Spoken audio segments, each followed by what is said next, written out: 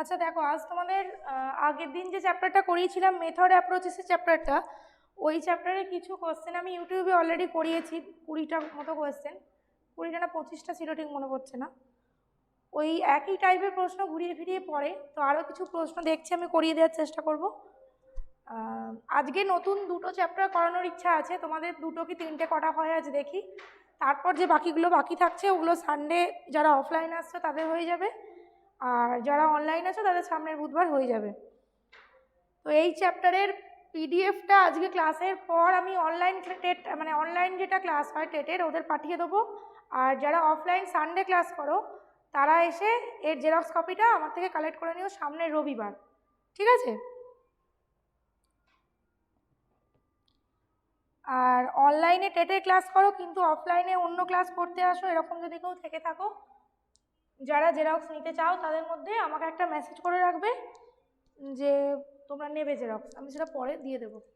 দেখো আজকে চ্যাপ্টারটা দেখো, challenges of teaching language in a diverse classroom, language difficulties, errors and disorders. Diverse classroom, এই কথাটার মানে কি? ডাইভার্স ক্লাসরুম মানে আগেই তোমরা পড়েছিলে ডাইভার্সিটি। ডাইভার্সিটি মিনস বহুমুখিতা। ডাইভার্স ক্লাসরুম মানে হচ্ছে এমন একটা ক্লাসরুম যে ক্লাসরুমে বিভিন্ন এবিলিটি স্টুডেন্টরা থাকে। শুধু বিভিন্ন এবিলিটি নয়, তাদের ব্যাকগ্রাউন্ড বিভিন্ন, এক একজনের শারীরিক অবস্থা একরকম, কারোর মানসিক অবস্থা একরকম, কারোর আইকিউ লেভেল একরকম, বা তাদের ল্যাঙ্গুয়েজ বিভিন্ন রকম। এই বিভিন্ন যে বহুমুখিতা, এইটাই হচ্ছে ডাইভার্সিটি। এই জন্যই বলছে ডাইভার্স ক্লাসরুম। তাতে কী কী হয়? ল্যাঙ্গুয়েজ ডিফিকাল্টিস কী কী তৈরি হয়, অর্থাৎ ল্যাঙ্গুয়েজ ইউজে কী কী অসুবিধার সৃষ্টি হতে পারে, এর ভুল কী কী হয়, আর কি ডিসঅর্ডার্স। ডিসঅর্ডার্স মিনস লার্নারদের মধ্যে কী কী কমতি, মানে কী কী তাদের খামতি দেখা যায়। দেখো কি বলছে, India is a land of diverse languages and majority of Indians use a number of different languages. যেটা আমি বললাম, যেহেতু একটা বহু ভাষার দেশ, তাই জন্য এখানে কি বলা হচ্ছে দেখো, যেটা থেকে কোশ্চেন আগেও করেছো, ইম্পর্টেন্ট বলেছিলাম। এনসিএফ 2005 অনুযায়ী বলা হচ্ছে multilingualism is a constitutive of the identity of a child and a typical feature of Indian linguistic landscape. অর্থাৎ মাল্টিলিঙ্গুয়ালিজম কিন্তু আমাদের ইন্ডিয়ার ক্ষেত্রে একটা গুরুত্বপূর্ণ ভূমিকা পালন করে। আর কি বলছে দেখো এখানে আর একটা কথা, this linguistic diversity should be used as a resource. যেটা বারবার আমি বলেছি কোশ্চেনে দেয়, এই লিঙ্গুইস্টিক ডাইভার্সিটি বলুক বা মাল্টিলিঙ্গুয়ালিজমই বলুক, এটা কিন্তু একটা রিসোর্স।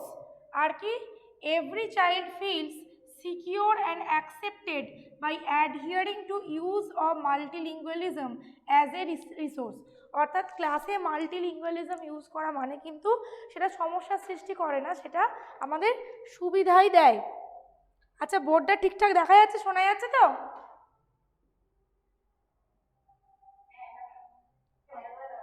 আচ্ছা, তারপরে দেখো,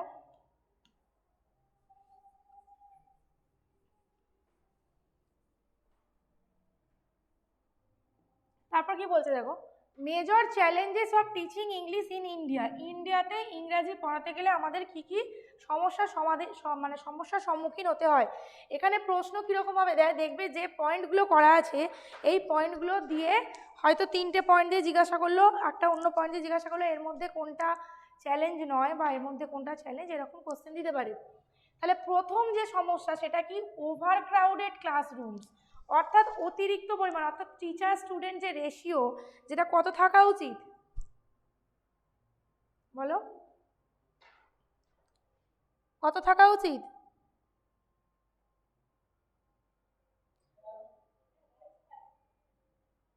হ্যাঁ বলো, শুনতে পেলাম না। টিচার স্টুডেন্ট বলেছি, স্টুডেন্ট। এবার ধরো টিচার স্টুডেন্ট কি বলে আরেকবার বলে, আমি শুনতে পাইনি। হ্যাঁ এবার এই এই যে টিচার স্টুডেন্ট রেশিও, এই হ্যাঁ টিচার আগে বলেছি, তাহলে 1:2 হবে।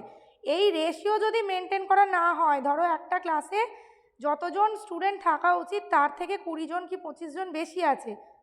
এক সেকেন্ড দাঁড়াও, এখনো জয়েন হয়ে যাচ্ছে সবাই, বলেছি 7টা থেকে ক্লাস। ধরো 20 জন কি 25 জন বেশি আছে, তখন তাহলে কি সমস্যাটা দেখা দেবে? ওভারক্রাউডেড ক্লাসরুম হওয়ার জন্য শিক্ষক যেটা বোঝাতে চাইছেন সেটা বোঝানো যাবে না, ক্লাসকে সামলাতেই সময় কেটে যাবে। আর যত বেশি স্টুডেন্ট হবে তাদের কোয়ারিজ বেশি হবে, প্রশ্ন বেশি হবে, ফলে সেই প্রশ্নের উত্তর দিতে গিয়ে কিন্তু টিচার যে গোল নিয়ে ক্লাসে যাবেন, তার যে অবজেক্টিভ থাকবে ক্লাসে যাওয়া, সেটা তিনি পূরণ করতে পারবেন না। এখানে কি বলছে দেখো, overcrowded classrooms generally reduce the teacher's ability to teach English and effectively and pay personalized attention to the learners। ওই যে বললাম, অতিরিক্ত স্টুডেন্ট হলে কিন্তু কাকে ছেড়ে কার দিকে নজর দেবে এটা টিচার নিজেই বুঝতে পারবে না, ওই জন্যই বলছে পার্সোনালাইজড অ্যাটেনশন কিন্তু দেওয়া যাবে না। খুব সাধারণ উদাহরণ দেখো, আমরা যে প্রাইভেট টিউশনের কাছে পড়তে গেছি এতদিন ধরে, যেখানে দেখেছি বেশি স্টুডেন্ট সেইখানে কিন্তু টিচার সকলের খাতা ইন্ডিভিজুয়ালি চেক করতে পারেন না, যেখানে কম স্টুডেন্ট টিচার কিন্তু সেখানেই খাতা সকলে চেক করতে পারেন। এটা একটা স্বাভাবিক উদাহরণ, সহজ উদাহরণ। তারপর কি বলছে, স্কুল এনভায়রনমেন্ট, কি বলছে স্কুলের পরিবেশ কি হওয়া উচিত, congenial and permissive to enable pupils মানে students to hear and see or use English. অর্থাৎ স্কুলের এনভায়রনমেন্ট পরিবেশটা এমন হতে হবে যেখানে স্টুডেন্টদের যেন যথেষ্ট পরিমাণে এক্সপোজার থাকে ইংলিশে, অর্থাৎ তারা যেন শুনতে, বলতে এবং ইউজ করতে পারে ইংরাজি খুব বেশি পরিমাণে, অর্থাৎ ইংরাজিটা যেন সেই স্কুলে ব্যবহার হয় বিভিন্ন কাজে। এরপর কি বলছে দেখো, except in cities learners have rare occasion to see any English beyond the local signboard. অর্থাৎ সিটি এরিয়া ছাড়া আমরা কিন্তু ইংরাজিতে কোনো সাইনবোর্ড ছাড়া আর কিছু লেখা দেখতে পাই না কোথাও। অর্থাৎ আমাদের এখানে যা কিছু দেয়াল লিখন থেকে আরম্ভ করে যা কিছু হয় সমস্ত কিছু কিন্তু বাংলাতে হয়। ওইটাই বলছে যে ফলে কি হয়, ইংরাজিতে তাদের এক্সপোজারটা কম হয়, তারা ইংরাজিটা ইউজ করে কম, দেখে কম, শেখে কম। এরপর কি বলছে, ল্যাক অফ স্টাডি মেটেরিয়াল, অর্থাৎ পড়ানোর জন্য যে স্টাডি মেটেরিয়াল দরকার, অর্থাৎ উপযুক্ত টেক্সট বুক যেটা প্রথম দরকার, সেই টেক্সট বুকই থাকে না। কি বলছে দেখো, this is generally true in remote areas মানে যেগুলো প্রত্যন্ত এলাকা, প্রত্যন্ত গ্রাম, যেখানে যোগাযোগ ব্যবস্থা ভালো নয়, যেখানে where at times course related books are also not available. অর্থাৎ যেখানে কোর্সের জন্য প্রয়োজনীয় বই, সেই বই অ্যাভেলেবেল নয়, বইগুলোই সেখানে পাওয়া যায় না। ধরো একটা রেফারেন্স বই কিনতে হবে কাউকে, সেই রেফারেন্স বইটাই কিন্তু সেখানে অ্যাভেলেবেল না, সেখানে পাওয়া যায় না। পরের পয়েন্ট কি বলছে দেখো, ফল্টি রিডিং হ্যাবিটসটা কি, faulty reading habits among learners pose a major challenge for teachers who have to teach English to them. Some students read by putting fingers on the words which hinders their concentration. অর্থাৎ ওয়ার্ডে আঙুল দিয়ে দিয়ে পড়া, এর ফলে কি হয়, অনেক সময় তাদের মনোযোগে বাধা সৃষ্টি হয়। সাম children move backwards rather than going forward, অর্থাৎ কেউ লাইনটা এদিক থেকে ওদিকে না পড়ে ওদিক থেকে এদিকে পড়ে, উল্টো দিকে পড়ে। And many times they read in low murmuring sound, অর্থাৎ জোরে জোরে না পড়ে বিড়বিড় করে পড়ে, ফলে টিচার কিন্তু বুঝতে পারে না যে কোনো উচ্চারণ স্কিপ করে গেল নাকি, বা কোনো জায়গাতে কোনো দাড়ি কমা ফুল স্টপের যে সঠিক ইন্টোনেশন, যেটা যে একটা কমা থাকলে আমি কিভাবে থামবো, একটা সেমিকোলন থাকলে আমি কিভাবে থামবো, এটা ঠিকঠাক পড়ে গেল কিনা, প্রশ্নবোধক বাক্যটাকে প্রশ্নবোধকের মতো করেই বললো নাকি স্টেটমেন্টের মতো করে বলে চলে গেল নাকি, এগুলো কিন্তু বুঝতে পারা যায় না যদি স্টুডেন্ট আসতে পড়ে। এরপর কি বলছে দেখো, sometimes learning English vocabulary can B A problem for students as English has a vast vocabulary along with numerous homophones and phrasal verbs etc. অর্থাৎ এই যে তোমরা বলো ফ্রেজাল ভার্ব এত কী করে মুখস্থ করবো, অ্যাপ্রোপ্রিয়েট প্রিপোজিশন এত কী করে মুখস্থ করবো, সেই সেম প্রবলেমটাই এখানে বলা হচ্ছে। এত হোমোফোন আছে, এত হোমোনিম আছে, হোমোফোন মিনস সমোচ্চারিত যেগুলো ভিন্নাত্মক শব্দ, উচ্চারণ একই ধরনের কিন্তু তাদের স্পেলিং আলাদা, মানে আলাদা, তার ফলে কি হয়, ইংলিশটা শিখতে কিন্তু ভোকাবুলারি এত ভাস্ট, এত বেশি যে স্টুডেন্টদের খুব সমস্যা হয়। While teaching English in class, correcting spellings and pronunciation of words is a big challenge for teacher. অর্থাৎ ক্লাস নিতে নিতে টিচার খালি প্রোনাউন্সিয়েশনই ঠিক করে যাচ্ছেন, স্পেলিংই ঠিক করে যাচ্ছেন, যেটা একটা বিরাট সমস্যা। Many words are often not pronounced the way they are written. So English teacher has to find out ways to teach correct spellings. অর্থাৎ কি, অনেক সময় কি হয়, আমরা এরকম করি যে ধরো ফর এক্সাম্পল লিখছি আমি সাইকোলজি, এই সাইকোলজি স্পেলিংটা যে জানে না, যেখানে পি এর উচ্চারণ হয় না, সে কিন্তু পি সাইকোলজি বলবে। বা নিউমোনিয়াতে পি উচ্চারণ হয় না। বা ধরো এই যে ওয়াক, ওয়াক কথাটায় এল উচ্চারিত হয় না।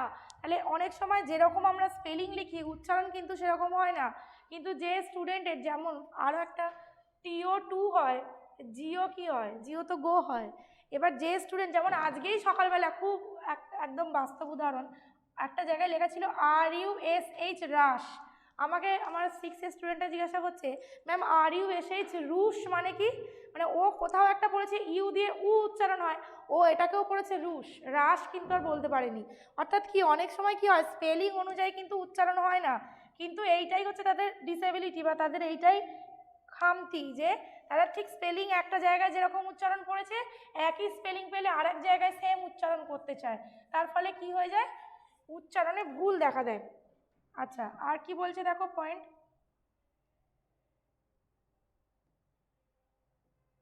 বলছে এক্সাম ওরিয়েন্টেড, অর্থাৎ কি the English language learning syllabus is created wholly from the examination point of view.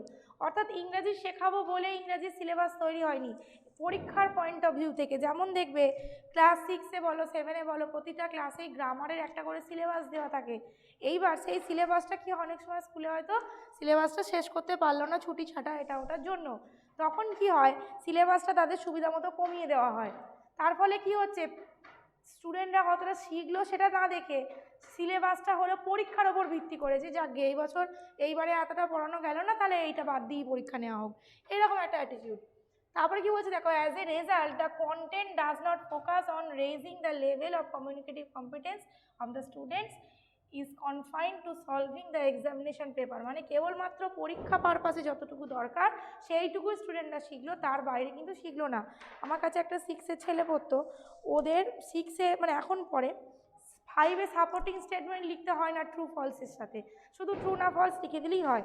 তো ওকে আমি 5-এ সাপোর্টিং স্টেটমেন্ট লেখানো শিখিয়েছিলাম একটু একটু করে, এইটা ভেবে যে যাতে 6-এ গিয়ে সুবিধা মানে ও করতে পারবে সেই জন্য শিখিয়েছিলাম।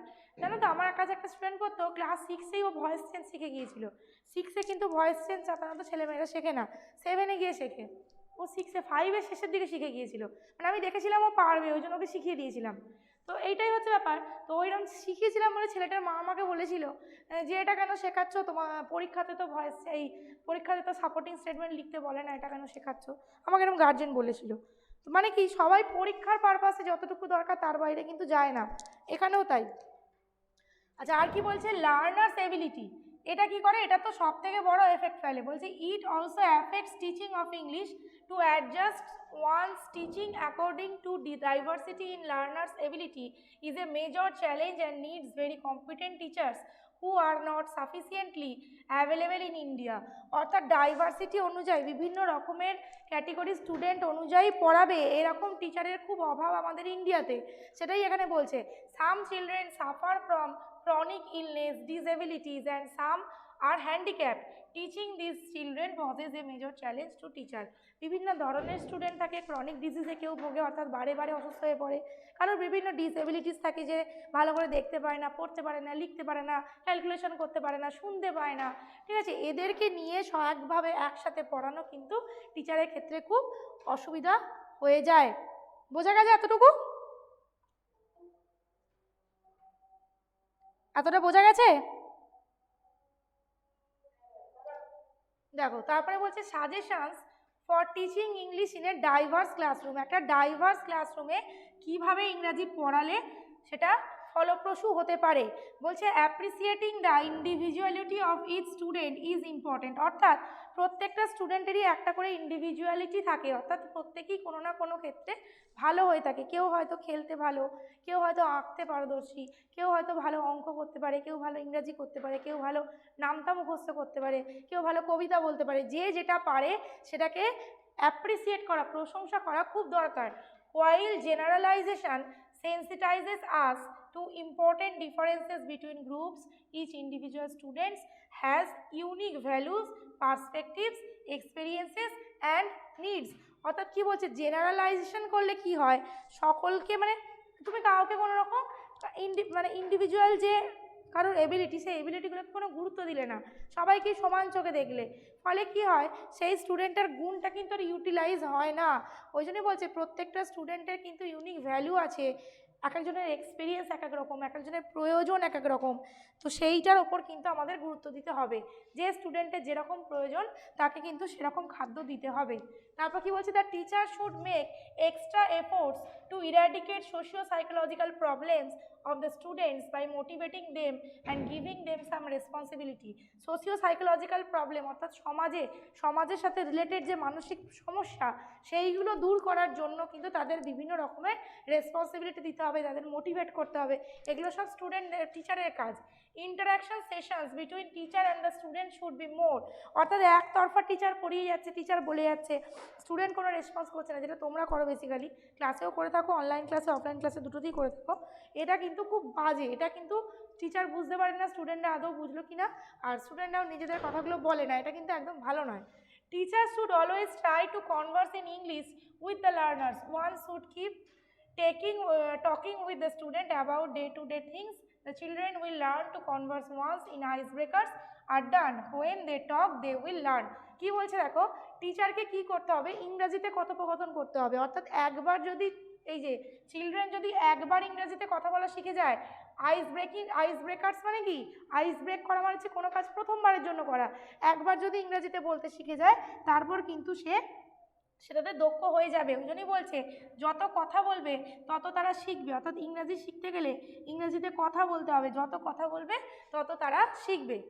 As a teacher, it is very important to recognize our own learning styles and culture assumptions, as these two things affect teaching.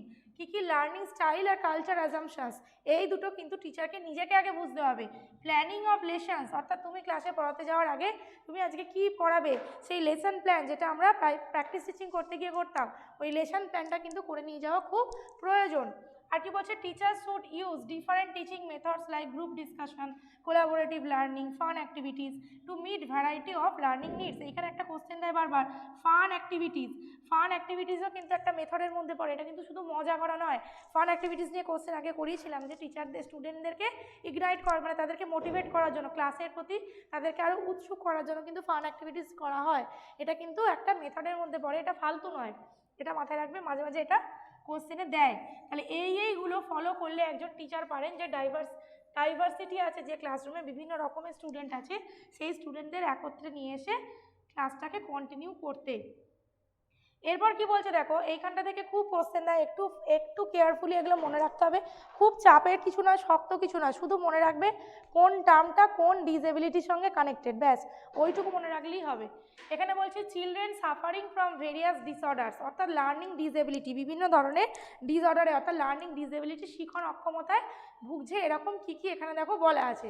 কি বলছে দেখো, ফার্স্ট বলছে ডিসলেক্সিয়া থেকে বহুবার কোশ্চেন দেয়, বহুবার। ডিসলেক্সিয়া কি, it is a learning disability of reading, এইটাই কোশ্চেন দেয়। ডিসলেক্সিয়া কিসের ডিসএবিলিটি, রিডিংয়ের, অর্থাৎ পড়তে গিয়ে ভুল পড়া বা একটা করে ওয়ার্ড স্কিপ করে যাওয়া। ধরো আমি এরকম বলছি, basic reading problems when they are difficulty in understanding relationship between sounds and words, ঠিক আছে, মাঝে একটা করে আমি ওয়ার্ড বাদ দিয়ে চলে যাচ্ছি, এটাও কিন্তু একটা লার্নিং ডিসএবিলিটি, অর্থাৎ পড়তে পারে না ঠিক করে, পড়ার সময় ভুল ঘটে। আবার কি হয়, পড়ার সাথে সাথে মানে করতে পারে না। এখানে দেখো বলছে reading comprehension problems ochre when there is inability to grasp the meaning of words, phrase and paragraphs, অর্থাৎ রিডিং পড়ে ওয়ার্ডের, ফ্রেজের, প্যারাগ্রাফের মানেও করতে পারছে না, সেটাও কিন্তু ডিসলেক্সিয়ার মধ্যে পড়ে। আচ্ছা, আর কি বলছে, লার্নিং ডিসএবিলিটিস ইন ম্যাথস, অর্থাৎ অঙ্ক করতে পারে না, অঙ্ক করতে কারোর অসুবিধা হয়, সেটা কি ডিসক্যালকুলিয়া কেন, মানে আমরা ক্যালকুলেটর দিয়ে কি করি, ক্যালকুলেট করি, ওইখান থেকেই ক্যালকুলিয়া। কি বলছে দেখো, learning disabilities in maths vary greatly depending on the child's other strengths and weakness, অর্থাৎ ম্যাথেতে লার্নিং ডিসএবিলিটি যেটা, সেটা স্টুডেন্টের আরও অনেক কিছুর ওপর ডিপেন্ড করে। আর এইটাই তাহলে ডিসক্যালকুলিয়া কিসের সাথে কানেক্টেড, যদি কারোর ম্যাথে ডিসএবিলিটি থাকে সেইটা। আর কি বলছে দেখো, ম্যাথের যে ডিসএবিলিটি, এটা কিসের দ্বারা অ্যাফেক্টেড হয়, ভিজুয়াল ডিসঅর্ডার, ঠিক আছে, মেমোরাইজেশন, অর্থাৎ কি কেউ চোখে ঠিক করে দেখতে পারে না, কেউ মনে রাখতে পারে না ঠিক করে। ধরো a+b² সূত্রটা সে মুখস্থ করেছে, কিন্তু মুখস্থ করলে কী হবে, সে মনে রাখতে পারে না, সে ভুলে যাচ্ছে, তখন কি হবে, সে ম্যাথও ঠিক করে করতে পারবে না। অর্থাৎ ম্যাথে ডিসএবিলিটি হওয়ার কারণ যে শুধু সে ম্যাথ পারে না তা নয়, সে এত ঠিক করে মনে রাখতে পারে না, সে এত ঠিক করে দেখতে পারে না, দেখতে পায় না, এগুলোও কিন্তু তার ম্যাথে ডিসএবিলিটি তৈরি হওয়ার একটা কারণ হতে পারে। তারপরে কি বলছে, ডিসগ্রাফিয়া, গ্রাফ কথাটা যেখানেই কানেক্টেড জানবে সেটা লেখার সাথে কিছু, তাহলে এটা কিসের disability, learning disability in writing, এটা রাইটিংয়ের সঙ্গে রিলেটেড।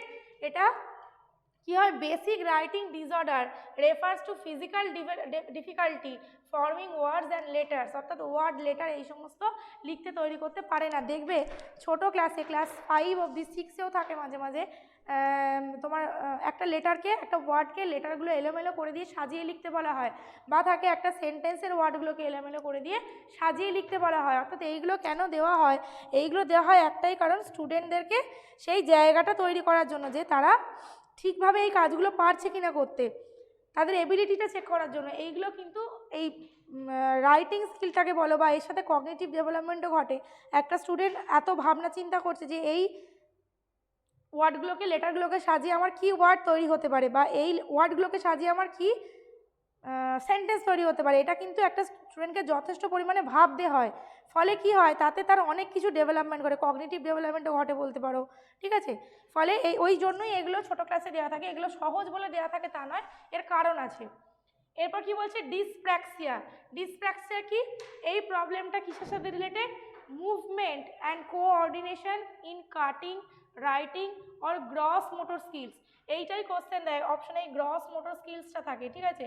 এই গ্রস মোটর স্কিলসগুলোতে কোনো সমস্যা থাকলে সেটাকে বলা হয় ডিসপ্র্যাক্সিয়া, ঠিক আছে। কি কি, যেমন কি কি করতে পারেন না, দেখো বলছে a motor disability sometimes referred to as output activity, meaning that is related to the output of information from brain in order to run, jump, write, cut something, the brain must be able to communicate with the necessary limbs to complete the action। অর্থাৎ কি, ধরো তোমাকে লাফাতে হবে, ওইসব ছাড়ো, রাস্তা দিয়ে সাইকেলে করে যাচ্ছ, হঠাৎ সামনে একটা বাইক এসে গেল, তুমি দেখবে তুমি কিছু চিন্তা করার আগেই ব্রেনের সাথে তোমার হাত কানেক্টেড হয়ে গিয়ে তুমি সঙ্গে সঙ্গে হ্যান্ডেলটা ঘুরিয়ে দেবে, তুমি ফ্র্যাকশন অফ সেকেন্ডে এটা হয়ে যায়, আমরা কিন্তু নিজেরাও বুঝতে পারি না এটা কী করে হয়ে গেল, ঠিক আছে। বা ধরো রাস্তায় যেতে যেতে হঠাৎ করে একটা সাপ দেখতে পেলে সঙ্গে সঙ্গে পাটা তুলে নেবে, তুমি ভাবার আগে ব্রেন কিন্তু ওই পায়ে বা হাতে মানে কি বলে ওটাকে সংকেত পাঠিয়ে দেয়। এইটা হতে যার দেরি হয়, ধরো সে দেখছে, এটা দেখবে অনেকে এরকম আছে, আমার একটা বোনই আছে, আমার নিজের বোন নয়, আমার জেঠুর মেয়ে আছে, তার বিয়ে হয়ে গেছে, সে এমনই, আমরা কি দেখবো ভর্তি জলের বোতল উল্টে গেলে বোতলটা সঙ্গে সঙ্গে তুলে নেবো যাতে গলগল করে সব জলটা না পড়ে যায়, ওই বোতলটা উল্টে গেছে, ও চোখের সামনে দেখছে 1 লিটারের বোতল জল পড়ে যাচ্ছে, ও বসে বসে দেখছে এই গো বোতলটা পড়ে গেল, বোতলটা তো তুলে নেবে, ও বসে এই গো বোতলটা পড়ে গেল, মানে কি ওর ব্রেন থেকে সংকেতটা পৌঁছচ্ছে না যে না ওটাকে আমার তুলে নিতে হবে। তো এইগুলো কি, এইগুলোতে অনেকে সমস্যা থাকে, সেইগুলো হচ্ছে ডিসপ্র্যাক্সিয়া। এরপর এটা কি বলছে দেখো, অ্যাসফাসিয়া বা ডিসফ্যাসিয়া দুটোই বলা হয় এটাকে। এইটা কি, এটা কিসের disability, language and communication learning disabilities involve the ability to understand or produce spoken language, spoken language এর সাথে কোনো disability connected থাকলে সেটা ডিসফ্যাসিয়া বা অ্যাসফাসিয়া।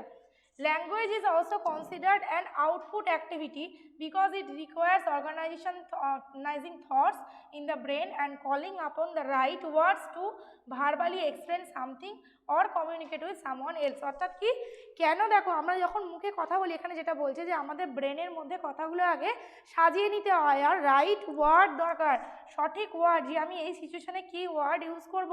এই যে আমি তোমাদের এখন পড়াচ্ছি, আমি তো আর মুখস্থ স্ক্রিপ্ট মুখস্থ করে আসিনি, তাহলে আমার মাথায় জিনিসগুলো সঙ্গে সঙ্গে চলে আসছে যে আমাকে এই সিচুয়েশানে এইটা বলতে হবে, বা এক্সাম্পলগুলো মাথায় চলে আসছে। এইটাতে একটা ধরনের ডিসেবিলিটি হয় যে এই সিচুয়েশানে আমার কি বলা উচিত, সে কিন্তু সেটা বলতে পারে না, বা কি হয় দেখবে অনেক সময় বলতে একটু দেরি, ভাবতে একটু সময় লাগে, এইরকম করে, অর্থাৎ ভাবছে সে চট করে ভেবে ফেলতে পারছে না, কথা বলতে বলতে ব্যাকগ্রাউন্ডে মস্তিষ্ক চলছে না, থেমে গিয়ে ভাবতে হচ্ছে যে আমি এই সিচুয়েশানে কী বলবো, যেটা দেখবে আমিও মাঝে মাঝে বলি দাঁড়াও ভুলে যাচ্ছি, এরকম বলি, মানে কি বলতে চাইছি ঠিক আসছে না মাথায়। তো ওইটা কি হয়, এইটাই হচ্ছে এই ডিসএবিলিটিটা, যেটা ঠিকঠাক সময় ঠিকঠাক কথা শব্দ চয়ন করতে পারা যায় না, ফলে কি হয় স্পিচের ফ্লুয়েন্সি নষ্ট হয়। ধরো কেউ স্টোরি বলছে, স্টোরি বলতে গিয়ে ধরো কেউ বানিয়েই স্টোরি বলছে, স্টোরি টেলিং ক্লাসে ধরো বানিয়েই স্টোরি বলছে, সে কিন্তু পরবর্তী স্টেপে গল্পটায় কী বলবে সেইটা মনে করতে পারে না, মানে সেটা আনতে পারে না মাথায়, সঙ্গে সঙ্গে কী বলা উচিত বললে খাপ খাবে এটা আনতে পারে না মাথায়, ফলে কি হয় তার ফ্লুয়েন্সিটা এখানে নষ্ট হয়ে যায়। দেখো বোঝা গেছে এতদূর? আচ্ছা আমাকে একটা কথা বলো, এখানে গান বাজছে, গানটা কি তোমরা শুনতে পাচ্ছ? হ্যাঁ বলো, শুনতে পা আচ্ছা শুনতে পাচ্ছ না জিজ্ঞেস করলাম, কারণ রেকর্ড ক্লাস করলে রেকর্ডে উঠে যাবে গানটা, তাই। হ্যাঁ বলো, কে কি বলছো বলো।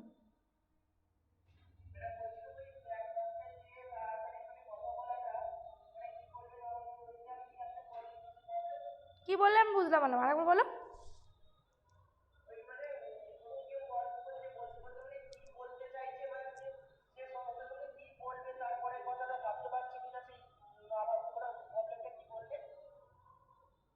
ওই তো অ্যাসফাসিয়া বা ডিসফাসিয়া যেটা, যেটা পড়ালাম লাস্ট। আচ্ছা তারপরে বলছে auditory processing disorder. Auditory processing disorder কি? এটা হচ্ছে an inability in distinguish subtle differences in sound or hearing sounds at the wrong speed make it difficult to relate to words and understand the basic concepts of reading and writing. অর্থাৎ কি, auditory processing disorder মানে হচ্ছে reading আর writing এর basic কনসেপ্টসগুলোই বুঝতে পারে না। অর্থাৎ কি, ধরো কিছু ওয়ার্ড শুনছে, ওয়ার্ডগুলোর মধ্যে কি সূক্ষ্ম ডিফারেন্স আছে এইগুলো বুঝতে পারে না, মানে ডিফারেন্সিয়েট করতে প্রবলেম হয়। এটাও এক ধরনের সাটেল, মানে সূক্ষ্ম ডিফারেন্স। এখানে বলছে দেখো subtle differences in sound or hearing sounds. অর্থাৎ আমরা যেটা পড়ছি, ধরো কেউ সামনে পড়ছে, তুমি সেটা শুনছো, যে পড়ছে তার ক্ষেত্রেও এটা হতে পারে, যে শুনছে তার ক্ষেত্রেও এটা হতে পারে, যে সূক্ষ্ম যে ডিফারেন্স। যেমন ধরো এই ল্যাটার আর লেটার কথা দুটো, একটা হয় LATTER আর একটা LATER। এই সূক্ষ্ম যে ল্যাটার লেটার, সূক্ষ্ম ডিফারেন্স উচ্চারণে, এই ডিফারেন্সিয়েশনগুলো করতে পারে না, এইটাও এক ধরনের ডিসএবিলিটি। আরেকটাকে বলছে ভিজুয়াল প্রসেসিং ডিসঅর্ডার। এটা কি, ভিজুয়াল মানে দেখা, অর্থাৎ দেখার কিছু সমস্যা, অর্থাৎ problems in visual perceptions include missing minor differences in shapes. অর্থাৎ কি, ধরো একটা রেক্ট্যাঙ্গেল আর একটা, ধরো এটা, ধরো আমি ধরে নিচ্ছি এটা একটা আমার বর্গক্ষেত্র হয়েছে, এটা ধরো একটা আয়তক্ষেত্র হয়েছে। এবারে বা ধরো একটা এখানে আছে সামান্তরিক, কেউ ধরো এমন সামান্তরিক আর আয়তক্ষেত্রের মধ্যে ডিফারেন্স বুঝতে পারে না, বা বর্গক্ষেত্র আয়তক্ষেত্রের মধ্যে ডিফারেন্স বুঝতে পারে না, তার কাছে মনে হয় যে এগুলো সবই সেম। ওটাই বলছে শেপসের মধ্যে যে ডিফারেন্স, এইটা বুঝতে পারে না। রিভার্সিং লেটার্স অর নাম্বারস, অর্থাৎ নাম্বারসকে রিভার্স করে বলতে পারে না। আমাদের ছোটোবেলাতে এরকম স্কুলে খেলার পিরিয়ডে এরকম হতো যে জেড থেকে এ অবধি বলো, কি 20 থেকে 1 অবধি বলো, এইটা করতে পারে না। কি করে, স্কিপিং ওয়ার্ডস স্কিপ করে যায় পড়ার সময়, স্কিপিং লাইন স্কিপ করে যায়। Having problems in I hand coordination, অর্থাৎ চোখ যেখানে যাচ্ছে, হাত যেখানে যাচ্ছে, চোখ সেখানে যাচ্ছে না। ধরো এইখানে আঙুল পড়ছে, এইখানে মানে সঙ্গে জায়গা যেখানটা পড়ছে সেখানে হাত থাকছে না। এইগুলো হচ্ছে সব ভিজুয়াল প্রবলেম। আচ্ছা তারপরে কি বলছে ADHD। ADHDটা কি, ফুল নামটা একটু মনে রাখবে, ফুল নামটা দিতে পারে attention deficiency hyper active disorder. Attention deficiency hyper active disorder. এটা কি ধরনের লার্নিং এবিলিটি? এটা লার্নিং এবিলিটি অ্যাকচুয়ালি নয়, এটা একটা ডিসঅর্ডার। এটা কি করে, it can hamper or disrupt learning. কিভাবে? Children with ADHD often have problems sitting still, staying focused, following instructions etcetera. অর্থাৎ এখানে অ্যাটেনশন ডেফিসিয়েন্সি মানেই হচ্ছে মনোযোগের অভাব। ডেফিসিয়েন্সি মিনস অভাব, অর্থাৎ এই ধরনের স্টুডেন্টদের কী হয়, মনোযোগের অভাব থাকে। একটা ক্লাসে ধরো 40 মিনিটের ক্লাস, 40 মিনিট সে চুপ করে বসে থাকতে পারে না, এই একবার বাড়ি যাবো। ধরো এমনই তার ছিটপিটানি স্বভাব যে 30 মিনিটের পরীক্ষাতেও তাকে বাড়ি যেতে হচ্ছে, টয়লেট যেতে হচ্ছে, মানে এটা কিছুই না, টয়লেটও তো পায়নি, ছিটপিটানি তার, আমি এক জায়গায় চুপ করে বসে থাকতে পারি না। তার ফলে কী হচ্ছে দেখো, মনোযোগের অভাব ঘটছে। বা ধরো ইনস্ট্রাকশন ফলো করতে পারছে না, টিচার হয়তো বললেন যে ঠিক আছে আমি আজকে এতটাই পড়ালাম, তোমরা তাহলে আজকে এই এক্সারসাইজগুলো করে ফেলো, ও সেটা শুনলোই না, মনোযোগের অভাব। এইগুলো হচ্ছে ADHD যে সমস্ত লার্নারদের আছে, এটা তাদের প্রবলেম। আর এটাকে বলছে অটিজম। অটিজমটা কি, এটা বিভিন্ন ধরনের ডিসেবিলিটি একটা। কি বলছে দেখো, difficulty in mastering certain academic skills can be due to developmental disorder such as autism and Asperger's syndrome। কি বলছে দেখো এখানে, children with autism may have trouble in communicating, reading body language, learning basic skills, making friends, making eye contact। অর্থাৎ autism আছে যে সমস্ত স্টুডেন্টদের, তাদের কিন্তু বিভিন্ন রকম সমস্যা হতে পারে। যেমন এখানে বলা আছে যে চোখে স্টুডেন্ট টিচারের সাথে চোখে চোখ রেখে কথা বলতে ভয় পায়, চোখ রেখে কথা বলতে পারে না, বন্ধু পাতাতে পারে না, ঠিক আছে, বেসিক স্কিলসগুলো শিখতে পারে না, অর্থাৎ speaking, listening, speaking, reading, writing, এই বেসিক স্কিলগুলোতে তাদের সমস্যা হয়। রিডিং বডি ল্যাঙ্গুয়েজ, ইশারা করে ধরো কোনো কথা বললে, বা ধরো ইশারা ছাড়ো কোথায় কীরকম বডি ল্যাঙ্গুয়েজ হওয়া উচিত, একটা স্টুডেন্ট যখন গান চালিয়ে নাচতে যাচ্ছে পাড়ার পুজোয় তখন তার বডি ল্যাঙ্গুয়েজ কেমন হবে, আর সেই স্টুডেন্ট যখন ক্লাসে এসছে তার বডি ল্যাঙ্গুয়েজ কেমন হবে, এই ডিফারেন্সগুলো সে বুঝতে পারে না। কমিউনিকেশান, অর্থাৎ লোকেদের সঙ্গে কথাবার্তা বলতে পারে না, এই ধরনের সমস্যাগুলো কিন্তু অটিজম থাকলে হয়। তাহলে পরীক্ষাতে কিন্তু কোশ্চেন দিতে পারে যে এই সমস্যাটা কিসের কারণে ঘটে, তখন দেখবে অপশানে ধরো বলেছে মেকিং আই কন্ট্যাক্ট, এই সমস্যাটা কিসের জন্য হয়, তখন কিন্তু অপশানে অটিজম থাকলে সেটা আমাদের উত্তর হবে। আর অটিজম না থাকলে দেখবে নান অফ দ্য অ্যাবাভ বা কিছু একটা আছে, সেইটা হবে উত্তর। আচ্ছা, এই চ্যাপ্টারটা শেষ হলো। অটিজম বললাম, অটিজম থাকা মানে হচ্ছে এই যে এখানে লাস্টে যে কথাগুলো বলা আছে, যে কমিউনিকেটিংয়ের সমস্যা, লোকের সাথে কথা বলতে সমস্যা হতে পারে, বডি ল্যাঙ্গুয়েজ বুঝতে সমস্যা হতে পারে, চারটে যে বেসিক স্কিলস আছে আমাদের সেই স্কিলগুলো আয়ত্ত করতে সমস্যা হতে পারে, মেকিং ফ্রেন্ডস, বন্ধুত্ব পাতাতে সমস্যা হতে পারে, আই কন্ট্যাক্ট করতে সমস্যা হতে পারে, এই সমস্যাগুলো হয় অটিজমের কারণে। ওই জন্যই বললাম, ধরো এখানে দিয়েছে যে রিডিং বডি ল্যাঙ্গুয়েজ, এই সমস্যাটা কখন স্টুডেন্টের হয়, লার্নারের হয়, কী থাকলে হয়, তখন উত্তর হবে অটিজম থাকলে হয়। এইগুলো হচ্ছে অটিজম থাকলে একটা স্টুডেন্টের মধ্যে এই প্রবলেম দেখা দিতে পারে।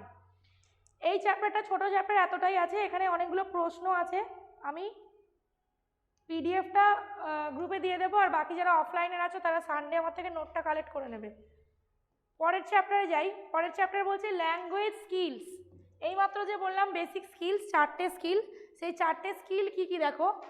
লিসেনিং, এবার লিসেনিং মানে কি, লিসেনিং উইথ আন্ডারস্ট্যান্ডিং মানে শোনার সাথে সাথে বোঝা, স্পিকিং বলা, রিডিং পড়া, and writing are the 4 fundamental skills. Fundamental skill বলুক, বেসিক স্কিল বলুক, যাই বলুক, সেটা হবে এই চারটে। এর মধ্যে খুব ভালো করে কয়েকটা জায়গা মনে রাখবে, যে জায়গা থেকে 1000 বার কোশ্চেন দেয়, খুব ভালো করে মনে রাখবে। কি দেখো, সেটা হচ্ছে এখানে বলছে লিসেনিং অ্যান্ড, দাঁড়াও এক সেকেন্ড,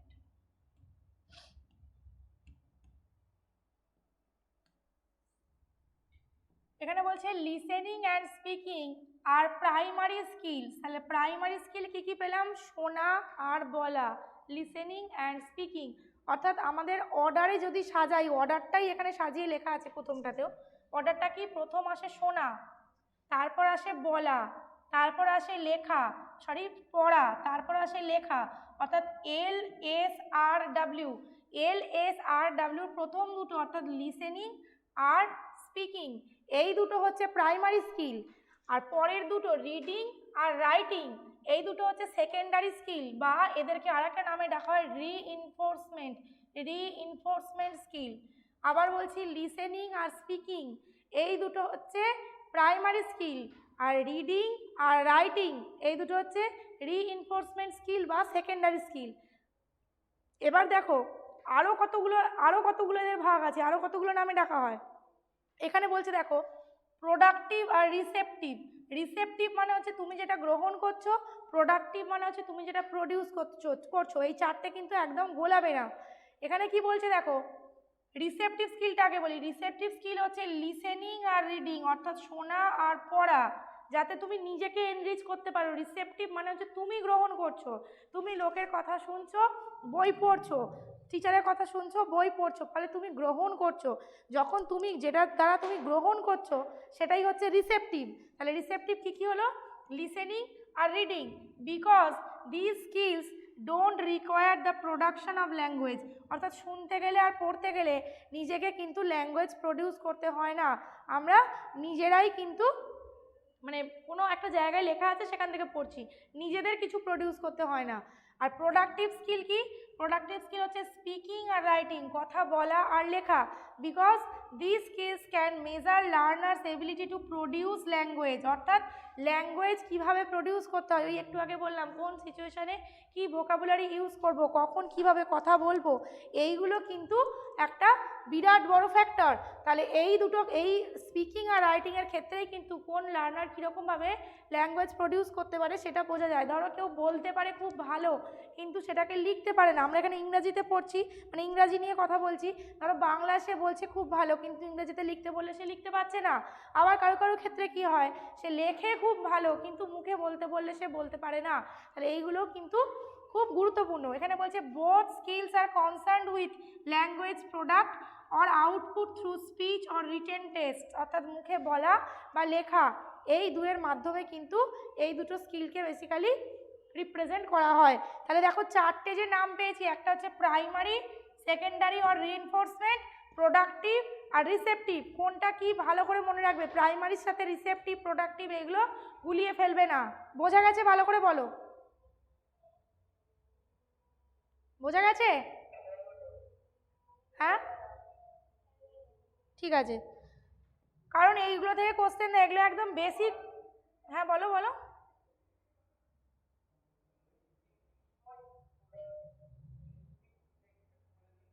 প্রোডাক্টিভটা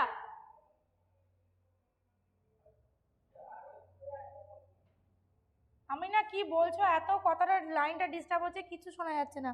আর একবারটি বলো কি বলছো, বলো বলো না কি বললে বলো।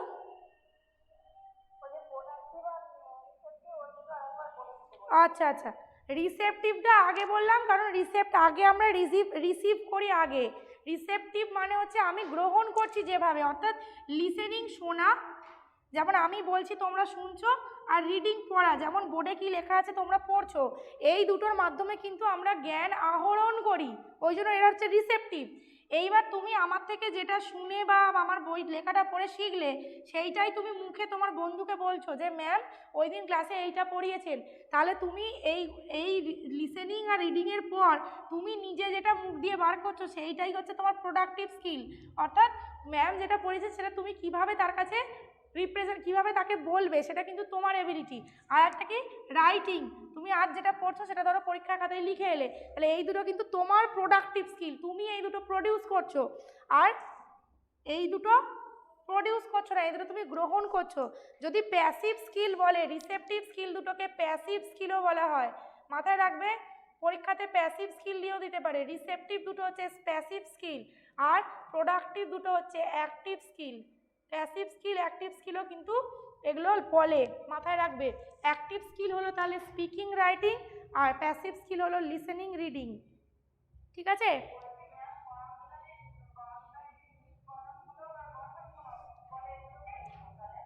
কি বলো একবার বলো, আমি বাংলা জানি না, বাংলা স্যারকে জিজ্ঞেস করবে। বাংলা যখন,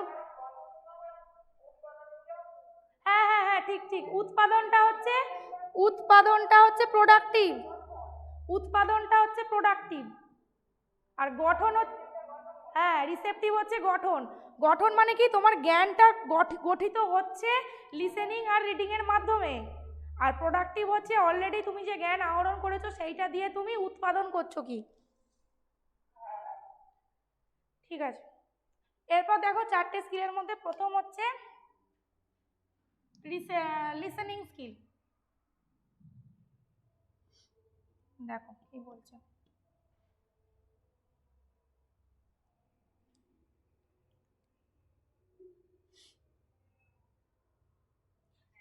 হ্যাঁ বলো।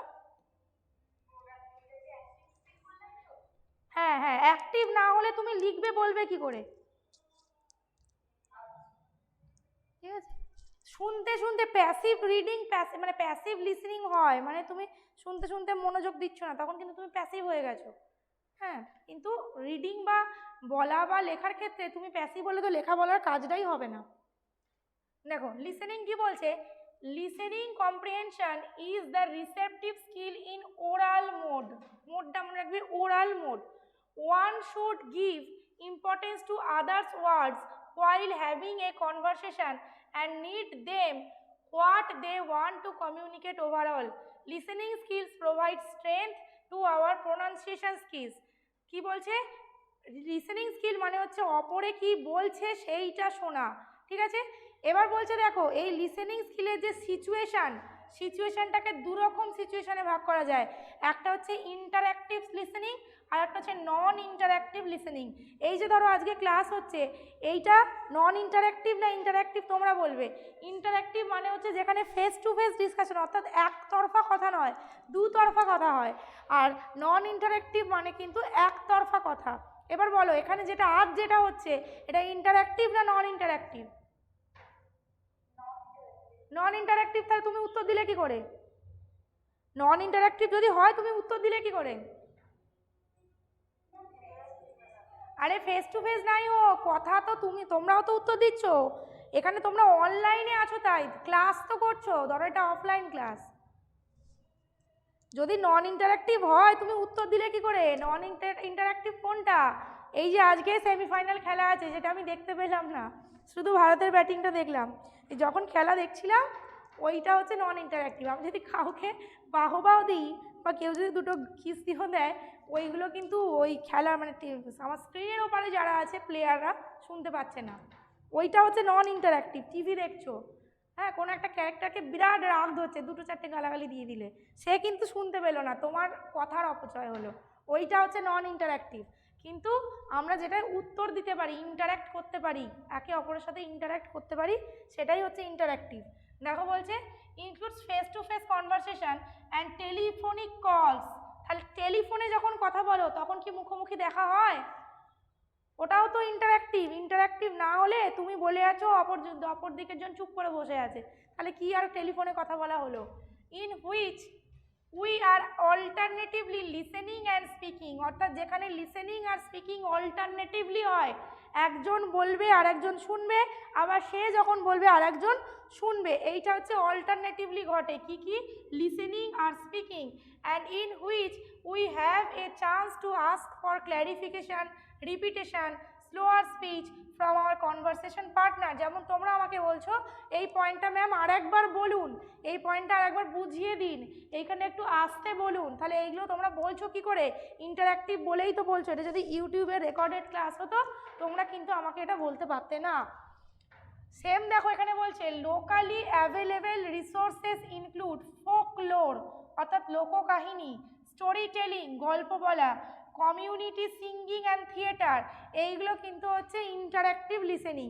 As a sector of language learning, listening can be enriched by music which includes folk, classical, popular compositions. এগুলো হচ্ছে মিউজিকের বিভিন্ন ভাগগুলো বলা আছে। এটা গেল ইন্টারঅ্যাক্টিভ। নন ইন্টারঅ্যাক্টিভ কি বলছে? Non interactive listening situations are listening to radio, TV, films, lectures or sermons. Sermons মানে হচ্ছে উপদেশ বাণী কোথাও দেওয়া হচ্ছে, ধরো কোনো চার্চে, সেইগুলোতে তুমি একজন বলছে তাকে মাঝখানে থামিয়ে বলতে পারবে না এই আপনি এরকম বলছেন কেন, এটা তো এরকম হবে, ঠিক আছে? সে ভুল বললেও কিন্তু শুনতে হবে। কোনো মন্ত্রী ধরো লেকচার দিচ্ছে স্টেজে উঠে, হ্যাঁ, একটা ভুলভাল কিছু বললো, ধরো সে 6 লাখ 2 টাকা দান করেছে, সে বলে দিল আমি 6 লাখ 4 টাকা দান করেছি, তুমি থামিয়ে বলতে পারবে না এই আপনি ভুল বলছেন 2 টাকা দিয়েছেন, এটা বলা যাবে না। ওগুলো হচ্ছে নন interactive. In such situations, we usually don't have the opportunity to ask for clarification, slower speech or repetition. এই সব ক্ষেত্রে কি হয়, আমরা কোনো কিছু ক্ল্যারিফিকেশন জানতে চাইতে পারি না যে আপনি কেন এটা বললেন, বা আমরা বলতে পারি যে একটু আসতে বলুন, বা আমরা এটা বলতে পারি না যে এটাকে আরেকবার বলুন। নন ইন্টারঅ্যাক্টিভে আমাদের এই সুবিধাগুলো থাকে না। ধরো টিভিতে একটা দারুণ কিছু একটা ঘটেছে, সেটা তোমার আবার দেখতে ইচ্ছা করছে, তুমি যতদিন না রিপিট টেলিকাস্ট হবে দেখতে পাবে না, তখনই দেখতে চাইছো, হবে না। এটা ফোনে হলে হবে, যদিও ফোনের কথা বাদ দিলাম, টিভির কথা বললাম। তাহলে ওগুলো হচ্ছে নন ইন্টারঅ্যাক্টিভ, ওই জন্য তুমি নিজের ইচ্ছা মতো সেখানে কিছু করতে পারবে না। আর যেখানে কিছু মাইক্রো স্কিলস ফর লিসেনিং আছে, অর্থাৎ লিসেনিংয়ের সাথে সাথে এইগুলো আমাদের ডেভেলপ হয়। এইটা একদম বিরাট মুখস্থ করতে হবে তা নয়, একটু একটু পড়ে রাখবে, এখান থেকে মানে কোশ্চেন দিতে পারে যে এর মধ্যে এই মাইক্রো স্কিলটা কিসের। সেন্টেন্স পড়লেই বুঝতে পারবে যে এটা লিসেনিংয়ের বলছে নাকি স্পিকিংয়ের বলছে নাকি কিসের বলছে, সেন্টেন্স পড়লেই বোঝা যাবে। কী কী মাইক্রো স্কিল থাকতে পারে দেখো বলছে written chunks of language in short term memory. Chunks মানে আগের দিন বলেছিলাম শব্দকোষ, ঠিক আছে? শব্দকোষটা শর্ট টার্ম মেমোরিতে, অর্থাৎ লং টার্ম সেটা মনে থাকে না। একটা নতুন কিছু পড়লে, কিছু নতুন ওয়ার্ড শিখলে, জানলে সেগুলো কিছুদিন মনে থাকে। আর কি করে, discriminate among the distinctive sounds in new language. New language যেটা শিখছে তাতে যে বিভিন্ন রকম উচ্চারণ, বিভিন্ন রকম সাউন্ড, সেইটার মধ্যে ডিফারেন্সিয়েট করতে পারে, অর্থাৎ আলাদা করতে পারে। Recognise stress and rhythm pattern, tone pattern intonational control, অর্থাৎ হচ্ছে কোথায় কিভাবে কোন জিনিসটাকে উচ্চারণ করা হয়, কোথায় স্ট্রেস দিয়ে উচ্চারণ করা হয়, জোর দিয়ে উচ্চারণ করা হয়, রিদিমটা কীরকম হয়, টোনটা কোথায় কিভাবে উচ্চারিত হবে, এইগুলো বুঝতে পারা যায়। Recognise reduced forms of word, অর্থাৎ এই যে কন্ট্রাক্টেড ফর্ম যেগুলো, যেমন বলা হয় ইট ইজ বা ইট হ্যাজ বা ইট ওয়াজকে আমরা ইটস বলে লিখি, বা আমরা নেভারকে অনেক সময় এইভাবে লিখি, এইভাবে লিখি, ভিটাকে উজ্জ করে দিই। এই যে রিডিউসড ফর্ম, ছোট করে লেখা, এইগুলোকে কিন্তু বুঝতে শেখে। আর কি, ওয়ার্ড বাউন্ডারি বুঝতে শেখে, অনেক কিছু, বিভিন্ন ধরনের ওয়ার্ড অর্ডার বা প্যাটার্ন শেখে, ভোকাবুলারি চিনতে শেখে, ঠিক আছে। কিওয়ার্ড মানে একটা প্যাসেজে কোন ওয়ার্ডগুলো আমার পরেও কাজে লাগবে, কোন ওয়ার্ডগুলো আমার ইম্পর্টেন্ট, সেইগুলো বুঝতে শেখে। আর কি, গেস মিনিং ফ্রম কনটেক্সট, অর্থাৎ তুমি যেটা শুনছো সেখান থেকে কিন্তু তুমি মিনিংটা বুঝতে পারলে, মিনিংটা গেস করতে পারলে যে আচ্ছা হিন্দি আমি পুরো বুঝি না, কিন্তু আমি হিন্দি সিনেমায় বুঝতে পারি এই লাইনটায় কী বললো, ঠিক আছে। এইগুলো হচ্ছে মোটামুটি সব মাইক্রো স্কিল ফর লিসেনিং, অর্থাৎ লিসেনিংয়ের সাথে সাথে আমাদের এইগুলো ডেভেলপমেন্ট হতে পারে। এইগুলো একটু পড়ে রাখবে, মানে একদম ইম্পর্টেন্ট ভীষণ তা নয়, কিন্তু পড়ে রাখবে, দিতেও পারে কোশ্চেন। আচ্ছা, তারপরে কি বলছে দেখো, লিসেনিংয়ের পরবর্তী স্কিল যেটা স্পিকিংও একটা প্রোডাক্টিভ স্কিল, এটাও কিন্তু ওরাল মোডে ধারে দুটো পেলাম, একটা হচ্ছে স্পিকিং আর একটা হচ্ছে আগেরটা লিসেনিং। এখানে তিন ধরনের সিচুয়েশান, এই তিন ধরনের স্পিকিং সিচুয়েশানের কথা বলা হচ্ছে। কি কি, ঠিক আগেরটার মতোই, একটা হচ্ছে ইন্টারাক্টিভ, একটা পার্সিয়ালি ইন্টারাক্টিভ, একটা নন ইন্টারাক্টিভ। ওখানে পার্সিয়াল লিসেনিং কিছু ছিল না, কিন্তু এখানে একটা পার্সিয়ালি বলে একটা নতুন অ্যাড হয়েছে, ওই জন্য এখানে তিন ধরনের সিচুয়েশান। ইন্টারাক্টিভ কি, সেম যেটা আগেরটায় পড়েছো, সেম হচ্ছে ইন্টারাক্টিভ স্পিকিং। পার্সিয়ালি ইন্টারাক্টিভ স্পিকিংটা কি বলি, some speaking situations are partially interactive such as when giving a speech to a live audience, অর্থাৎ টিভিতে তুমি স্পিচ শুনছো না, অডিয়েন্স, লাইভ অডিয়েন্স। এটা কেন পার্সিয়ালি ইন্টারাক্টিভ, ওই যে বললাম মন্ত্রীমশাই যখন বললেন যে আমি 4 কোটি 2 টাকা দিয়েছি, 4 টাকা দিয়েছি 2 টাকার বদলে, তুমি ওটা বলতে পারলে না, তাকে থামিয়ে বলতে পারলে না, বা তাকে আবার বলতে পারলে না, তাকে একটু আস্তে বলতে পারলে না, কিন্তু তুমি মন্ত্রীমশাইকে বলতে পারো যে মন্ত্রীমশাই কী বলতে পারো, জনগণমনটা একটু গেয়ে শোনান, মানে ফর এক্সাম্পল বললাম। মানে কিছু কিছু ক্ষেত্রে কিন্তু ইন্টারাকশন, যেমন আমাদের দিদিকে কি বলেছিল বলে দিদি রেগে গিয়েছিলেন, তাহলে পার্সিয়ালি ইন্টারাক্টিভই তো। এবার ওখানে অনেকে অনেক কথা বলে, যখন একজন মন্ত্রী ওরকম জ্ঞান দেয়, মানে লেকচার দেয়, তখন অনেকে অনেক কথা বলে, কিন্তু সব কথা তার কানে গিয়ে পৌঁছয় না, কিছু কথা হয়তো কানে গিয়ে পৌঁছালো, ওই জন্যই পার্সিয়ালি ইন্টারাক্টিভ। তারপরে কি বলছে দেখো, where the convention is that the audience does not interrupt the speech, অর্থাৎ লাইভ অডিয়েন্স আছে কিন্তু স্পিচের মাঝে তাকে ইন্টারাপ্ট করা যাবে না, তাকে থামানো যাবে না। The speaker nevertheless can see the audience and জাজ from the expressions on their faces and body language whether or not he or she is being understood, অর্থাৎ কি, তুমি থামিয়ে দিয়ে কাউকে বলতে পারবে না যে আমি বুঝতে পারছি না, তার বডি ল্যাঙ্গুয়েজ বা এক্সপ্রেশন দেখেই বুঝে নিতে হবে যে আচ্ছা তার মানে এরা আমার কথা বুঝতে পারছে না, আমাকে আরেকবার বলতে হবে। এটা হচ্ছে পার্সিয়ালি ইন্টারাক্টিভ। আর নন ইন্টারাক্টিভ কি, ঠিক ওখানে যেটা বললে সেম, নন ইন্টারাক্টিভ একই জিনিস। যেমন কখন হয় দেখো, এটা যেহেতু রেডিও ব্রডকাস্ট, যারা রেডিও ব্রডকাস্টে স্পিচ দেয়, বা ধরো রেকর্ডিং ক্লাস করার সময়, আমি যখন ক্লাস রেকর্ড করি ইউটিউবের জন্য, তখন আমি যখন রেকর্ড করছি তখন আমার সেই স্পিকিংটা কিন্তু নন ইন্টারাক্টিভ স্পিকিং, আর তোমরা যখন সেটা ইউটিউবে দেখছো তোমাদেরটা হচ্ছে নন ইন্টারাক্টিভ লিসেনিং। বোঝা গেছে?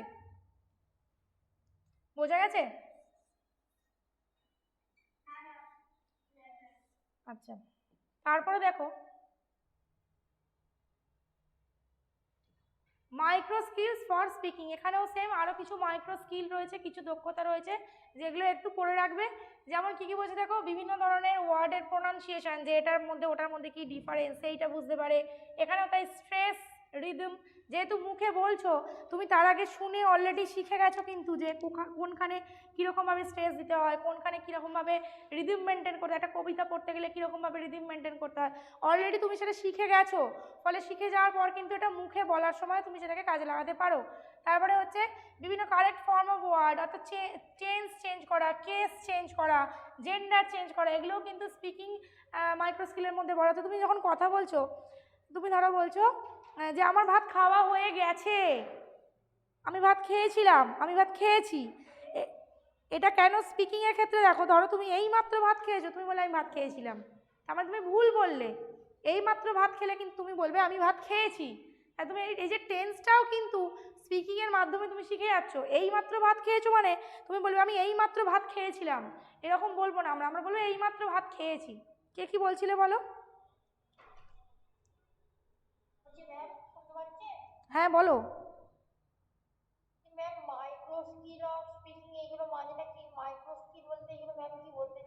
ওই তো বললাম স্পিকিংয়ের সাথে সাথে এগুলোও ডেভেলপড হয়, ঠিক আছে? মানে এক স্পিকিংয়ের সাথে সাথে তোমার এই জিনিসগুলো ডেভেলপমেন্ট করবে, যেটা বললাম যে যত তুমি কথা বলবে ইংরাজিতে তত তুমি বিভিন্ন সাউন্ডের উচ্চারণের মধ্যে যে ডিফারেন্সগুলো, সেই ডিফারেন্সগুলো বুঝতে পারবে। যত ইংরাজিতে কবিতা পড়বে বা গল্প পড়বে, একটা বাংলাতে যেমন ধরো আমরা ধরো কেউ গল্পটাকে একদম সুন্দর করে নাটকের মতো করে বলতে পারে, সেম ইংরাজি যত পড়বে, আমাদের একজন টিচার ছিলেন ইউনিভার্সিটিতে, একে স্যার, অংশুমান কর, উনি যখন নাটক পড়াতেন নাটকের ক্যারেক্টারগুলো যেন আমাদের সামনে জীবন্ত হয়ে উঠতো। তার কারণ কি, উনি পড়তেনই এমনভাবে যেন মনে হতো আমরা সত্যি নাটকটা চোখের সামনে দেখছি, প্রজেক্টার প্রয়োজন হতো না, ওনার গলাটাই কাফি ছিল, মানে এত সুন্দর পড়াতেন। তার মানে কি, এগুলো হচ্ছে কেন, তুমি স্পিকিংটা সেই লেভেলে নিয়ে গেছো, যার ফলে তুমি কখন কীরকম রিদিমে বলতে হবে, কি টোনে বলতে হবে। ধরো তুমি একটা, এই যে বলছে tonal ডিস্টিংশনস, this includes making tonal ডিস্টিংশনস, অর্থাৎ ধরো তুমি একটা ভয়ের, দেখবে ইউটিউবে অনেকে গল্প বলে, আমি মাঝে মাঝে স্ট্যাটাসে শেয়ার করি, আমার একটা বন্ধু বলে, ওই বন্ধুটা আমাদের ইউনিভার্সিটির বন্ধু, ও কী করতো, আমরা যখন কলেজ ইউনিভার্সিটি পড়তাম বিভিন্ন স্যারের যে গলার ভয়েস পুরো মিমিক্রি করতে পারতো, একদম ওই স্যারের মতো বলতে পারতো। তো ও এখন ইদানিং ইউটিউবে একটা চ্যানেল খুলেছে, গল্পগুলো বলছে। ধরো ও একটা ভূতের গল্প বলছে, নিশ্চয়ই চিৎকার করে করে বলবে না, সেই সিচুয়েশানে তো টোনটা যেরকম হওয়া উচিত ঠিক সেই টোনে বলবে। ধরো কোথাও মার্ডার হয়ে গেছে দেখছে, তো সেই মার্ডার হয়ে যাওয়ার কথাটা আমরা আঁতকে উঠে যেভাবে বলি নিশ্চয়ই সেইভাবেই বলবে, ওরা নিশ্চয়ই আনন্দ হয়ে বলার মতো করে বলবে না। এই যে ডিফারেন্সিয়েশনগুলো, এগুলো কিন্তু আমাদের স্পিকিংয়ের ফলেই এগুলো ঘটে, যে কথা বলতে পারে না সে এইভাবে ডিফারেন্ট সিচুয়েশানে ডিফারেন্টভাবে কিন্তু এক্সপ্রেস করতেও পারে না।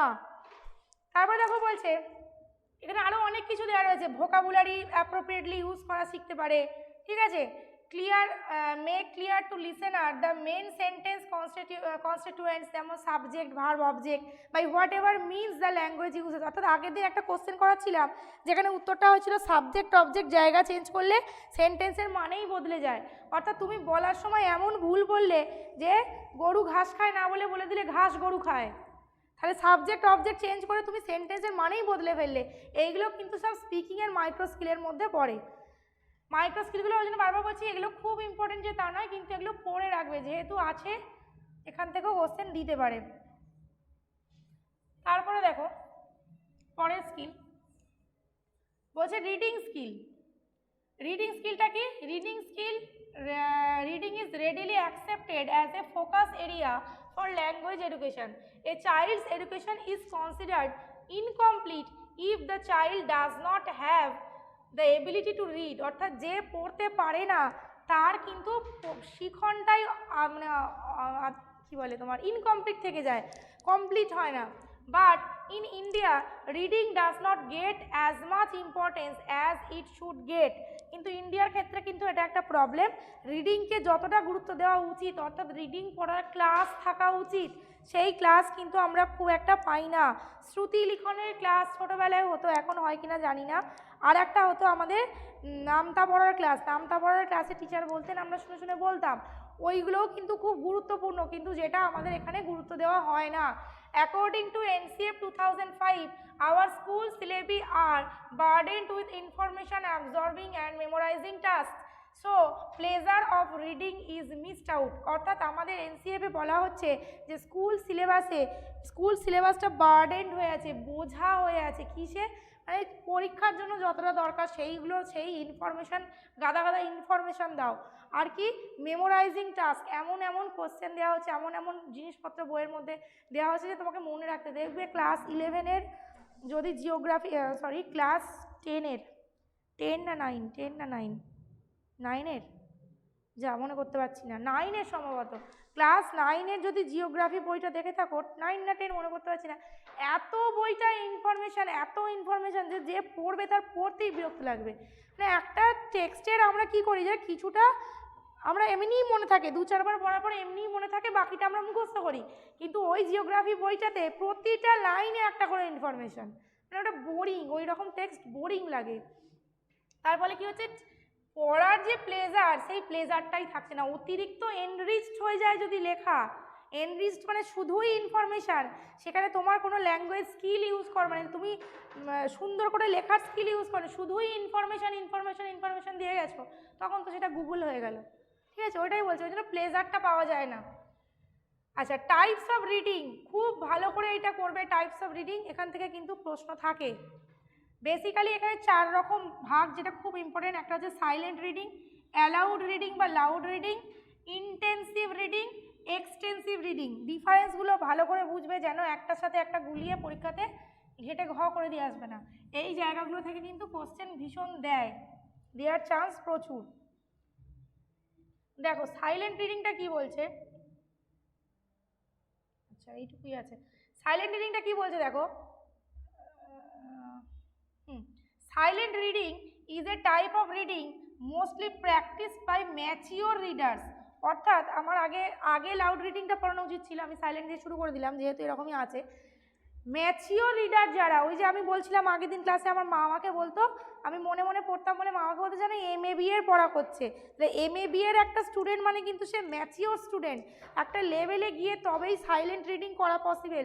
ছোট যারা, তারা নামটা জোরে জোরে দুলে পড়ে মুখস্থ করে, দেখবে সাইলেন্ট রিডিংয়ে কিন্তু নামটা মুখস্থ পসিবল নয়, ম্যাচিওর বয়সে তবেই possible.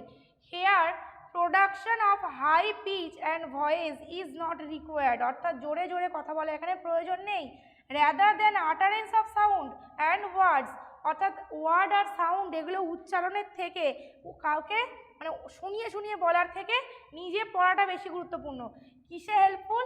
It is helpful for fast reading. জোরে জোরে পড়লে সেটা একটু টাইম লাগে বেশি, যদি মনে পড়ো সেটা কিন্তু তাড়াতাড়ি পড়া হয়। আর কি better understanding of the concept. কেন? জোরে জোরে পড়লে কি হয়, তুমি যেটা বলছো সেটা তুমি কানে শুনতে পাচ্ছ। জোরে জোরে পড়ে দ্রুত মুখস্থ করা যায়, মুখস্থ করার ক্ষেত্রে কিন্তু লাউড রিডিং কাজে লাগে। কিন্তু যদি তুমি বুঝে পড়তে চাও, তখন কিন্তু তোমাকে সেটা একটু মনেই পড়তে হবে। তবে জানি না, এটা কিন্তু ম্যান টু ম্যান ভ্যারি করে। এটা তোমাদের কনসেপ্টে এটা দেওয়া আছে, পরীক্ষায় কোশ্চেন করলে কিন্তু দেখে বুঝে করবে, নিজের কি মনে হয় সেটা করবে না। কিন্তু আমার ক্ষেত্রে এটা উল্টো হয়, আমি যখন SSCর পরীক্ষা দিতে যাই আমাকে জোরে জোরে পড়তে হয় রীতিমতো। জোরে জোরে কোশ্চেনগুলো না পড়লে আমার মানে অত তাড়াতাড়ি আমি করতে পারি না। ঠিক আছে, তাও আমি যে জোরে জোরে পড়ি আমার পাশের জন শুনতে পাবে না। আমি এরকম লোকের সাথেও পরীক্ষা দিয়েছি, আমার উল্টো দিকে বসেছে, মানে আমার বোর্ডের উল্টো দিকের বোর্ডটাতে এটাতে বসেছে, ল্যাপটপে বসে, কম্পিউটারে বসেছে, এমন জোরে পড়ছে সে কি পড়ছে আমি শুনতে পাচ্ছি, মানে এরকম পাবলিকও থাকে। ঠিক আছে, এটা কিন্তু ম্যান টু ম্যান ভ্যারি করে, কিন্তু তোমাদের পরীক্ষা পারপাসে এখানে যা বলা আছে এটাই তোমাদের মনে রাখতে হবে। তারপরে কি বলছে দেখো, সাইলেন্ট রিডিংয়ের কথা বলছে, ইট is A skilled process that refers to accessing meaning without voicing the word that help the teacher to comprehend the core sense of the written text। অর্থাৎ ভয়েসিং মানে কি, গলায় মুখে উচ্চারণ না করে যেটা লেখা আছে সেটা বুঝতে সাহায্য করে আমাদের silent reading. During silent reading the students read the text properly, make mind maps which help them to understand the meaning effectively। অর্থাৎ মন কাজ করে, তুমি যখন রিডিং পড়ছো তার সাথে সাথে তোমার মনও এখানে কাজ করছে, তার ফলে কি মানে খুব ভালো করে যেটা পড়ছো এটা বুঝতে সাহায্য হয়। আর কি it helps to develop vocabulary, language acquisition, reading efficiency and will also help in increasing reading speed. যেটা আগেও বললাম, ফ্লুয়েন্টলি পড়তে সাহায্য করে, তাড়াতাড়ি পড়তে সাহায্য করে অ্যাকচুয়ালি। এইগুলো কিন্তু সাইলেন্ট রিডিংয়ের উপকারিতা। while reading পড়ার সময় the reader silently reads the text to grasp the meaning, words and context of written text. It also helps in developing the tendency of self study নিজে নিজে পড়া, এই টেন্ডেন্সিটাও কিন্তু বাড়ায় সাইলেন্ট রিডিং। কিছু কিছু বাচ্চা দেখবে নিজে পড়তে চায় না, সে মাকে বলে বা বাবাকে বলে বা টিচারকে বলে যে তুমি পড়ো আমি শুনছি। এক্ষেত্রে কি হয়, তার কিন্তু সেলফ স্টাডি হয় না, টিচার যেটা বলছে সেইটা তারা শুনে শুনে মুখে মানে শুনছে আর বলছে, এটা কিন্তু সেলফ স্টাডি নয়, সে মায়ের বাবার বা টিচারের সাহায্য নিয়ে বলছে। কিন্তু সাইলেন্ট রিডিং করতে যখন সেই বাচ্চাটা শিখবে, তার মানে কিন্তু সে নিজে নিজে পড়তে শিখে গেছে। তারপর কি বলছে, the use of a dictionary for understanding the meaning of difficult words and phrases is a fault habit. মাথায় রাখবে, ইউজ অফ ডিকশনারি সাইলেন্ট রিডিংয়ের ক্ষেত্রে কিন্তু এনকারেজ করা হয় না, as it is much time taking, can divert the mind of a reader and disrupt the flow of reading। অর্থাৎ silent রিডিংয়ে কিন্তু dictionary ইউজটাকে encourage করা হয় না, এটা মাথায় রাখবে। কারণ এটা কি করে, একটা করে জিনিস পড়ছো আর ডিকশনারি দেখছো, মানে সময় নষ্ট হয়, মনোযোগ ডাইভার্টেড হয়ে যায়, আর পড়ার যে ফ্লো সেটা নষ্ট হয়ে যায়। দ্য স্টুডেন্টস শুড, ধরো আমি এখানে তোমাদের পড়াচ্ছি, ফর এক্সাম্পল আমি ওয়ার্ডের মানে জানি না, আমি একটা লাইন পড়ে বুঝতে পারছি না এর বাংলা মানেটা কী হবে, আমাকে ডিকশনারি দেখতে হচ্ছে, তাহলে ডিকশনারিতে সেই ওয়ার্ডটা খুঁজতে খুঁজতে তোমাদেরও মনোযোগ চটকে যাবে, আমারও মনটা ডাইভার্ট হয়ে যাবে যে এই রে আমি এই মানেটা জানি না, বলতে পারছি না, সময়ও নষ্ট হবে, পড়ার ফ্লোটাও নষ্ট হয়ে যাবে। The student should underline the difficult words or phrases and try to find out their meaning later। অর্থাৎ পরে মানেটা খুঁজবো, আমি এটার মানে জানি না মানে এমন জানি না আমি প্যাসেজটার মানেই বলতে পারবো না, আমি সেটা পরে দেখে নেবো যে পার্টিকুলার এই ওয়ার্ডটার মানে কি হতে পারে, একটা আন্দাজ তো করতে পারছি, আমি বুঝতে তো পারছি, ঠিক আছে, এইভাবে পড়ে যেতে হয়। ডিকশনারি ইউজ কিন্তু এখানে এনকারেজ করা হয় না। আর কি বলছে, silent reading is to be preferred because it enables one to read faster and comprehend the text more easily, which saves energy of the student। আরও তাড়াতাড়ি আরও সহজে টেক্সটটাকে বুঝতে সাহায্য করে। এখানে একটা ইম্পর্টেন্ট কথা যেটা কোশ্চেনে দেয়, এই কোটেশনটা করে দেয়, it removes hesitation and silence of student. এটা কার ক্ষেত্রে প্রযোজ্য, প্রশ্নটা থাকে, it removes hesitation and shyness of students, এটা কোন রিডিংয়ের ক্ষেত্রে প্রযোজ্য, এটা কিন্তু সাইলেন্ট রিডিংয়ের অ্যাডভান্টেজ নয়, এটা সাইলেন্ট রিডিংয়ের অ্যাডভান্টেজ নয়। তাহলে অপশানে সাইলেন্ট রিডিং থাকলে কোনোদিনও এটা হবে না। অর্থাৎ তুমি মনে মনে পড়লে তোমার উচ্চারণ করার যে হেজিটেশন বা সাইনেস সেটা কোনোদিনও দূর হবে না। ধরো তুমি বাড়িতে সর্বসময় মনে মনে পড়ো, কখনো জোরে জোরে পড়ো না, তোমাকে ক্লাসেতে টিচার বললেন যে আচ্ছা এখান থেকে এতটা আমাকে রিডিং করে শোনাও, তোমার তখন মনে হবে এই রে আমি পড়বো, আমি তো কোনোদিন জোরে জোরে পড়িনি। দেখবে গল্প পাঠ প্রতিযোগিতা হয়, প্রবন্ধ পাঠ প্রতিযোগিতা হয়, এগুলোতেও লোকে ফার্স্ট সেকেন্ড থার্ড হয়। প্রবন্ধ পাঠ প্রতিযোগিতা, তার মানে কি, তার স্পিকিং স্কিলটা দারুণ, ঠিক আছে, সেটা কিন্তু স্পিকিং নয়, রিডিং, সেটা কিন্তু লাউড রিডিং, সাইলেন্ট রিডিং নয়, স্পিকিং নয় কিন্তু রিডিং। প্রবন্ধ পাঠ মানে হচ্ছে সে পড়ছে, রিডিং রিড করছে, স্পিক করছে না, বলছে না, রিড করছে। তাহলে এইটা কিন্তু সাইনেস বা হেজিটেশন কাটাতে আমাদের সাইলেন্ট রিডিং কোনোদিনও সাহায্য করে না। যতক্ষণ না মুখে বলবে ততক্ষণ এইগুলো জড়তাগুলো আমাদের কাটবে না। আচ্ছা এরপর দেখো, আচ্ছা এতটা কি বোঝা গেছে? তারপরে দেখো বলছে reading activities in the classroom. আজকে ক্লাসে অনেকে জয়েন নেই, অফলাইন অনলাইন মিলিয়ে মাত্র 30 থেকে 35 জন ক্লাস করছে। যারা ভাইফোঁটা নিয়ে ব্যস্ত হয়ে বসে আছে তাদের এবারে টেটটা গেল। আজকে দুটো চ্যাপ্টারে খুব ইম্পর্টেন্ট, আমাকে অনেকে মেসেজ করেছিল এইগুলো করানোর জন্য। আমি আজকে করাচ্ছি, আজকে ক্লাসে লোকজন নিয়ে, আর আমি রেকর্ডেড ক্লাস আপলোড করব না, যেমন ক্লাস করেনি আমি ক্লাস আপলোড করব না। আমার তো ভাইফোঁটা নেই, আমার তো কিছু নেই, আমি চলে এসেছি ওই জন্য, কিন্তু বাকি স্টুডেন্টদের সব আছে। অফলাইন অনলাইন মিলিয়ে মাত্র 30 থেকে 35 জন ক্লাস করছে আজকে। এরা কি শেখাবে স্টুডেন্টদের, নিজেরা টিচার হয়ে? যাই হোক, reading activities in the classroom, কী কী ধরো রিডিং অ্যাক্টিভিটি হতে পারে? বেসিক্যালি 3 ধরনের রিডিং অ্যাক্টিভিটির কথা এখানে বলা আছে, যেখান থেকে প্রশ্ন দেয় যে কোনটা প্রি রিডিং, কোনটা হোয়াইল রিডিং, কোনটা পোস্ট রিডিং। প্রি রিডিং মানে হচ্ছে পড়ার আগে কি সিচুয়েশন তৈরি হয়, হোয়াইল রিডিং মানে পড়ার সময়ে কি ঘটে, পোস্ট রিডিং মানে পড়ার পরে কি হয়। 3 রকম situation activity. Pre reading activity কি? It includes all the activities that are done to make students ready for the reading activity। অর্থাৎ রিডিং অ্যাক্টিভিটির জন্য স্টুডেন্টকে রেডি করতে এগুলো করা হয়। তার মধ্যে কি কি আছে? 4 P's। কি preview, predict, prior knowledge, purpose. ভালো করে 4Pটা মনে রাখবে। এর কি হয়, প্রিভিউ কি করে, কন্টেন্টটাকে প্রিভিউ করা হয়, অর্থাৎ আজকে কি পড়ানো হবে সেইটা কি হয়েছে, কি বলো?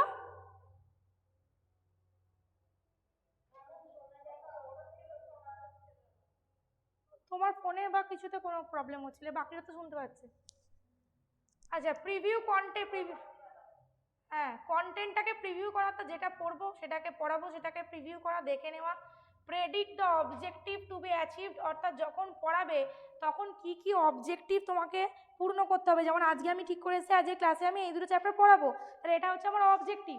তারপরে কি প্রায়র নলেজ, স্টুডেন্টের প্রায়র নলেজ, পূর্ব জ্ঞান কি কি আছে, অর্থাৎ আগে তোমাদের অলরেডি কি কি পড়ানো হয়ে গেছে সেইটা মাথায় রাখা। And to define the purpose of the particular reading, অর্থাৎ এই পড়ার উদ্দেশ্যটা কি, আজকে আমার এই চ্যাপ্টার দুটো পড়ানোর উদ্দেশ্যটা কি। এইগুলো হচ্ছে 4Ps, যেটা কিন্তু প্রি রিডিংয়ের আন্ডারে পড়ে। এগুলো কিন্তু আগেই ঠিক করে ফেলতে হয়, পড়ার আগেই ঠিক করে ফেলতে হয়। তাহলে কি কি, preview, predict, prior knowledge, purpose, ভালো করে মনে রাখবে।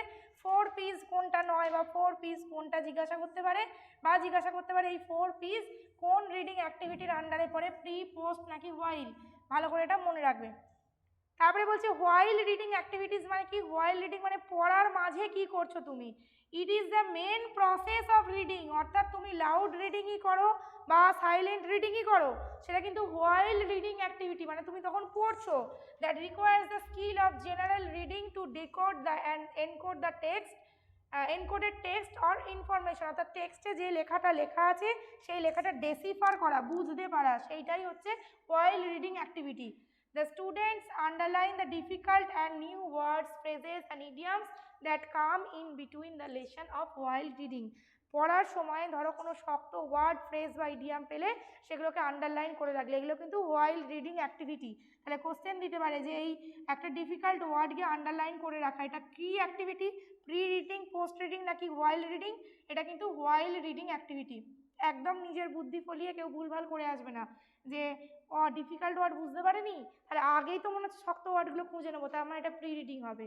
ওরা না পড়ে তারপর তো দেখবো যে কোন ওয়ার্ডটা শক্ত, তার মানে এটা পোস্ট রিডিং হবে।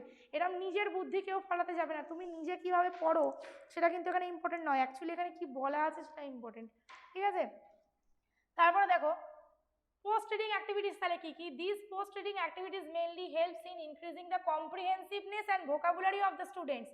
The students analyze, draw conclusion, joins new information with their prior knowledge to build their concepts, অর্থাৎ যেটা পড়লো সেইটা পড়ে যে বুঝলো বা ওই যে ওয়ার্ডগুলো আন্ডারলাইন করে রেখেছিল সেই ওয়ার্ডগুলো জানলো, ফলে কি হলো, তার যে পূর্ব জ্ঞান সেই পূর্ব জ্ঞানে তার নতুন জ্ঞান যুক্ত হলো, এটাই হচ্ছে তার পোস্ট রিডিং অ্যাক্টিভিটি। পড়ার পর তার অ্যাক্টিভিটি এটাই কি, পূর্ব জ্ঞানে নতুন জ্ঞান যুক্ত করা। একটা জিনিস পড়লো, একটা গল্প পড়লো, পড়ে সেখান থেকে একটা কনক্লুশন টানা, আচ্ছা তার মানে এই গল্পের এই ক্যারেক্টারটা হচ্ছে ভালো, এই ক্যারেক্টারটা হচ্ছে বদমাস, অ্যানালিসিস করা, অর্থাৎ টেক্সটটা পড়ে আমি কি বুঝলাম, লেখক এখানে আমাদের কি বোঝাতে চেয়েছেন বা কি বলতে চেয়েছেন, এগুলো হচ্ছে সব পোস্ট রিডিং অ্যাক্টিভিটিস। এরপরে কি বলছে, the following are the main factors that hinder silent reading comprehension. Silent রিডিংয়ে কিছু কিছু সমস্যা হয়, এইখানে সমস্যাগুলো বলা আছে, এগুলোও একটু পড়ে রাখবে, ভীষণ ইম্পর্টেন্ট তা নয়।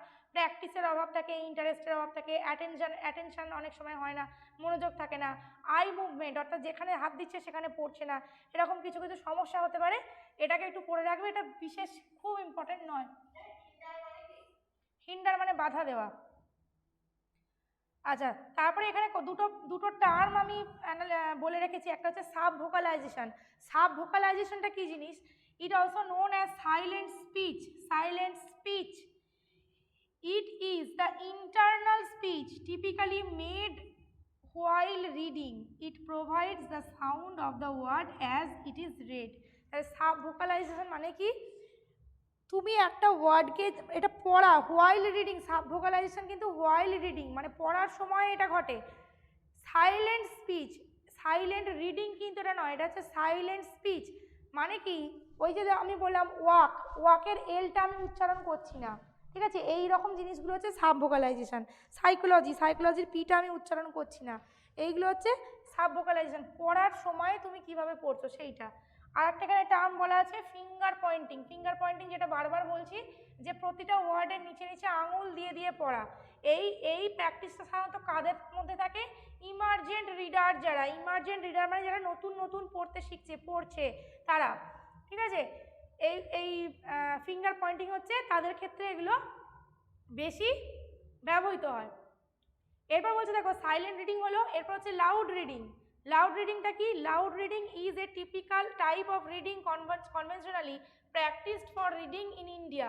অর্থাৎ ইন্ডিয়াতে কিন্তু সাইলেন্ট রিডিং অত এনকারেজ করা হয় না, লাউড রিডিংটা যথেষ্ট এনকারেজ করা হয়।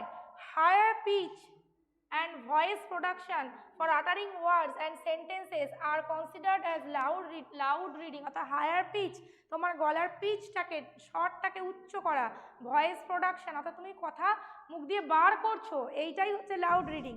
ইট also helps learner to understand the contained in a better way. এটাও কিন্তু সাহায্য করে, ইট অলসো হেল্পস বলেছে। সাইলেন্ট রিডিংয়ের সাথে সাথে লাউড রিডিংও কিন্তু বুঝতে সাহায্য করে, specially in the case of poor power of attention. কখন? যখন তোমার অ্যাটেনশান, তাহলে দেখো সাইলেন্ট রিডিং আমাদের কি করে? মনোযোগ বাড়ায়। কিন্তু সাইলেন্ট রিডিংয়ে যখন তোমার মনোযোগ বাড়ছে না, তখন লাউড রিডিং তোমার অ্যাটেনশান বাড়ায়। এইটা মাথায় রাখবে। আমি কথাটা কি বললাম? আমি বললাম আমার ক্ষেত্রে সাইলেন্ট রিডিং কাজ করে না, আমাকে লাউড রিডিং করতে হয়।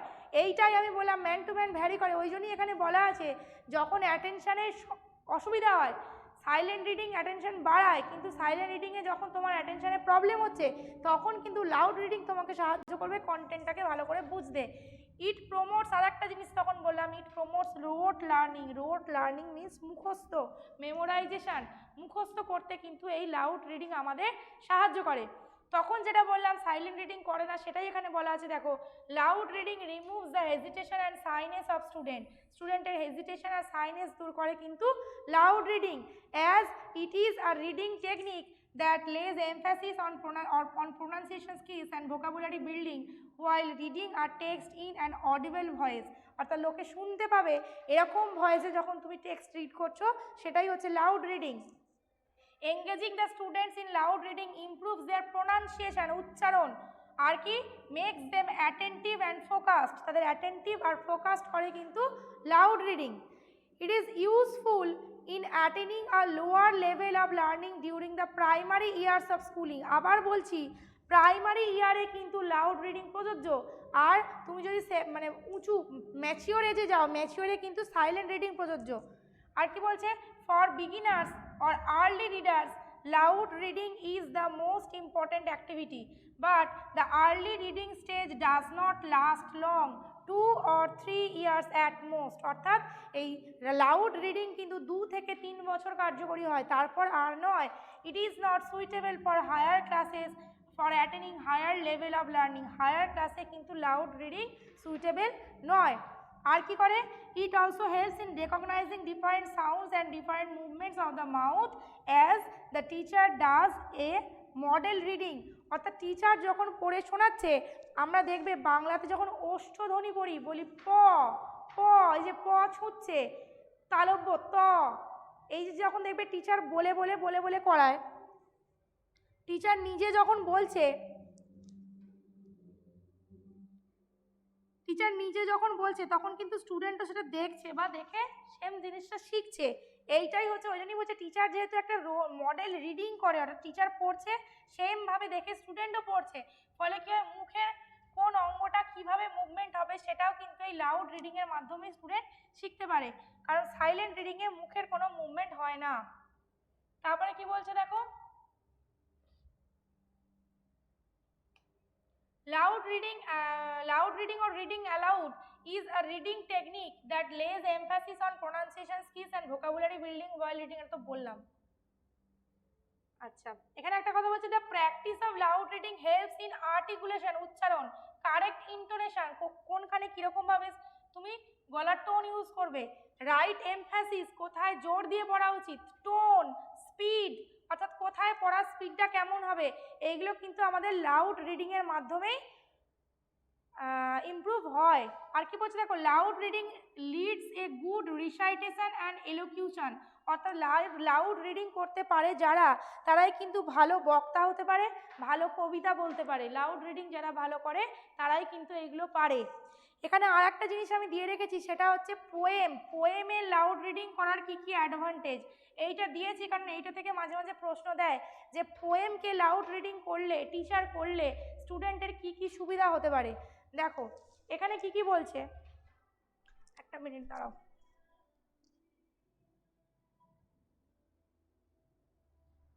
আচ্ছা, কি কি সুবিধা হতে পারে দেখো, it gives learner a general idea about the theme, pronunciation, rhyme etcetera of the poem.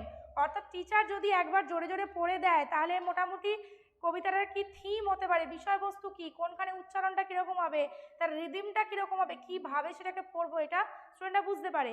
It allows the learner to know about the intonation, আবার সেই ইন্টোনেশন কোথায় কোথায় কীভাবে গলার ভয়েসটা কীরকমভাবে পড়বো, atmosphere and the pattern of the poem, পোয়েমটার প্যাটার্ন কী, এগুলো টিচার যদি পোয়েমটা পড়ে দেন তবে কিন্তু স্টুডেন্টরাও বুঝতে পারে।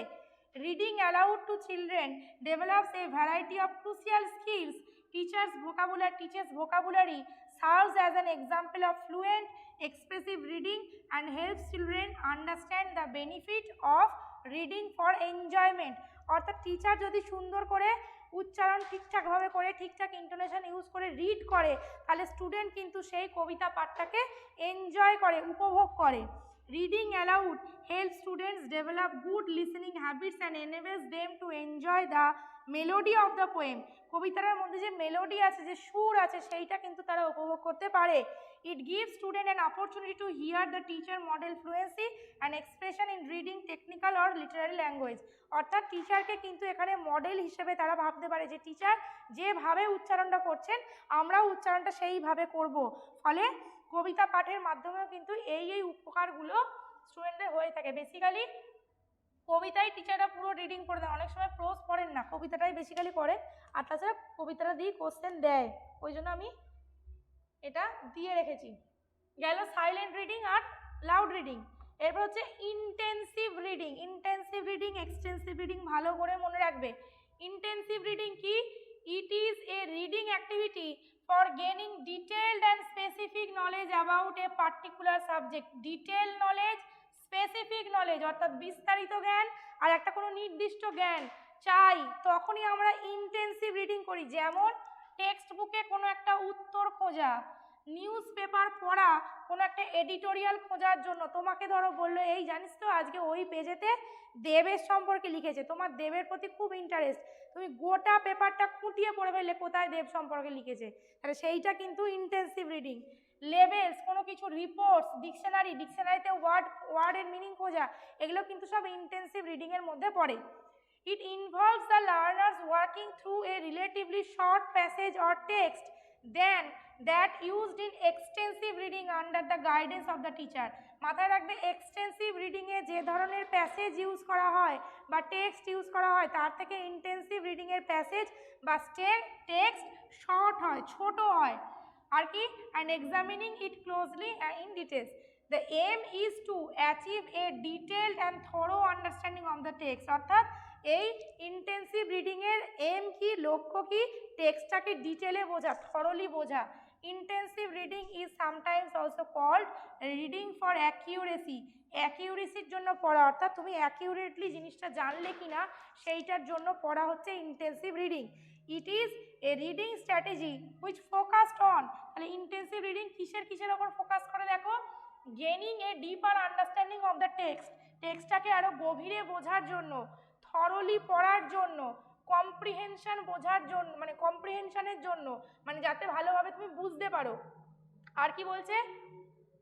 স্ক্যান করা, ইনফরমেশন স্ক্যান করা। স্ক্যান করা মানে কি? কোনো কিছু একটা খুঁজে বার করা। ওই যে বললাম স্ক্যানারে আমরা কি করি, স্ক্যান করা মিনস খুঁজে বার করা। অর্থাৎ তুমি ধরো ডিকশনারিতে একটা মানে খুঁজছো, অর্থাৎ তুমি কিন্তু সেটা স্ক্যান করছো ডিকশনারিতে। আর কি? Attention is also paid to the logical development of ideas and style in writing. অর্থাৎ এই ইন্টেন্সিভ রিডিংয়ের ফলে কিন্তু তুমি নলেজ গেইন করতে পারছো। তুমি একটা কোনো প্রশ্নের উত্তর খুঁজছো, তার ফলে কি তুমি যখন সেটা জানতে পারলে তখন তোমার নিজের নলেজ বাড়লো, ফলে তোমার রাইটিং স্টাইলেও কিন্তু এক্ষেত্রে ইমপ্রুভমেন্ট ঘটে, কারণ তুমি নলেজেবল হচ্ছ, ইন্টেন্সিভ রিডিংয়ের মাধ্যমে তুমি জ্ঞান আহরণ করছো। আচ্ছা, এরপর বলছে এক্সটেন্সিভ রিডিং। তাহলে ইন্টেন্সিভ রিডিং পেলাম কি? ইন্টেন্সিভ রিডিং মানে হচ্ছে কোনো একটা কিছু খোঁজা, কিছুতে খুঁজছো, সেটার জন্য কোনো একটা জিনিসকে থরলি পড়া, পুরোটা পড়া, সেটা হচ্ছে ইন্টেন্সিভ রিডিং। এক্সটেন্সিভ রিডিং হচ্ছে ঠিক উল্টোটা। এটা কি? এটা প্লেজারের জন্য পড়া, আনন্দের জন্য পড়া। And overall understanding of the text such as novel reading, story reading, reading magazines, comic books etcetera.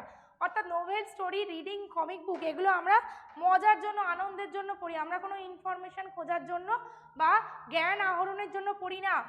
It is also known as rapid reading or independent silent reading। মাথায় রাখবে কি কি আর দুটো নামে ডাকে, র্যাপিড রিডিং বা ইন্ডিপেন্ডেন্ট সাইলেন্ট রিডিং। এইটা কিসের ওপর জোর দেয়? It involves reading in quantity without bothering to check every unknown word. অর্থাৎ কী কী আননোন ওয়ার্ড রইল, সেই আননোন ওয়ার্ডগুলো ডিকশনারিতে মানে দেখে পড়ি, এইটার ওপর কিন্তু এটা অত জোর দেয় না। The main purpose of helping students with extensive reading should be to train them to read fluently in English for their own enjoyment and without the aid of the teacher। অর্থাৎ এক্সটেন্সিভ রিডিংয়ে কিন্তু টিচারের কোনো সাহায্য থাকে না, টিচারের সাহায্য ছাড়াই তুমি নিজের এনজয়মেন্টের জন্য কীভাবে পড়ছো সেটাই আমাদের এক্সটেন্সিভ রিডিং জোর দেয়। তাহলে দুটোর মধ্যে ডিফারেন্স আরেকবার বলে দিই। ইন্টেন্সিভ রিডিং মানে হচ্ছে তুমি কোনো ইনফরমেশন খোঁজার জন্য কোনো একটা টেক্সট থরলি পড়ছো। এক্সটেন্সিভ রিডিং মানে হচ্ছে তুমি নিজের প্লেজারের জন্য কিছু পড়ছো। অর্থাৎ ক্লাসের বইটা পড়া মানে হচ্ছে, টেক্সট বুকটা পড়া মানে হচ্ছে এটা ইন্টেন্সিভ রিডিং। আর গল্প বলার ক্লাসে একটা গল্প বই পড়া মানে হচ্ছে তুমি বসে বসে একটা গল্প বই পড়ছো, সেটা হচ্ছে এক্সটেন্সিভ রিডিং। অর্থাৎ তুমি তথাকথিত রিডিংয়ের, যেটা তোমার পড়া উচিত, সিলেবাসে যেটা আছে তার বাইরে গিয়ে তুমি কিছু পড়ছো, সেটাই হচ্ছে তোমার এক্সটেন্সিভ রিডিং, যেটা তোমাকে শুধু প্লেজার দেবে। বোঝা গেছে এই দুটো? বোঝা গেছে?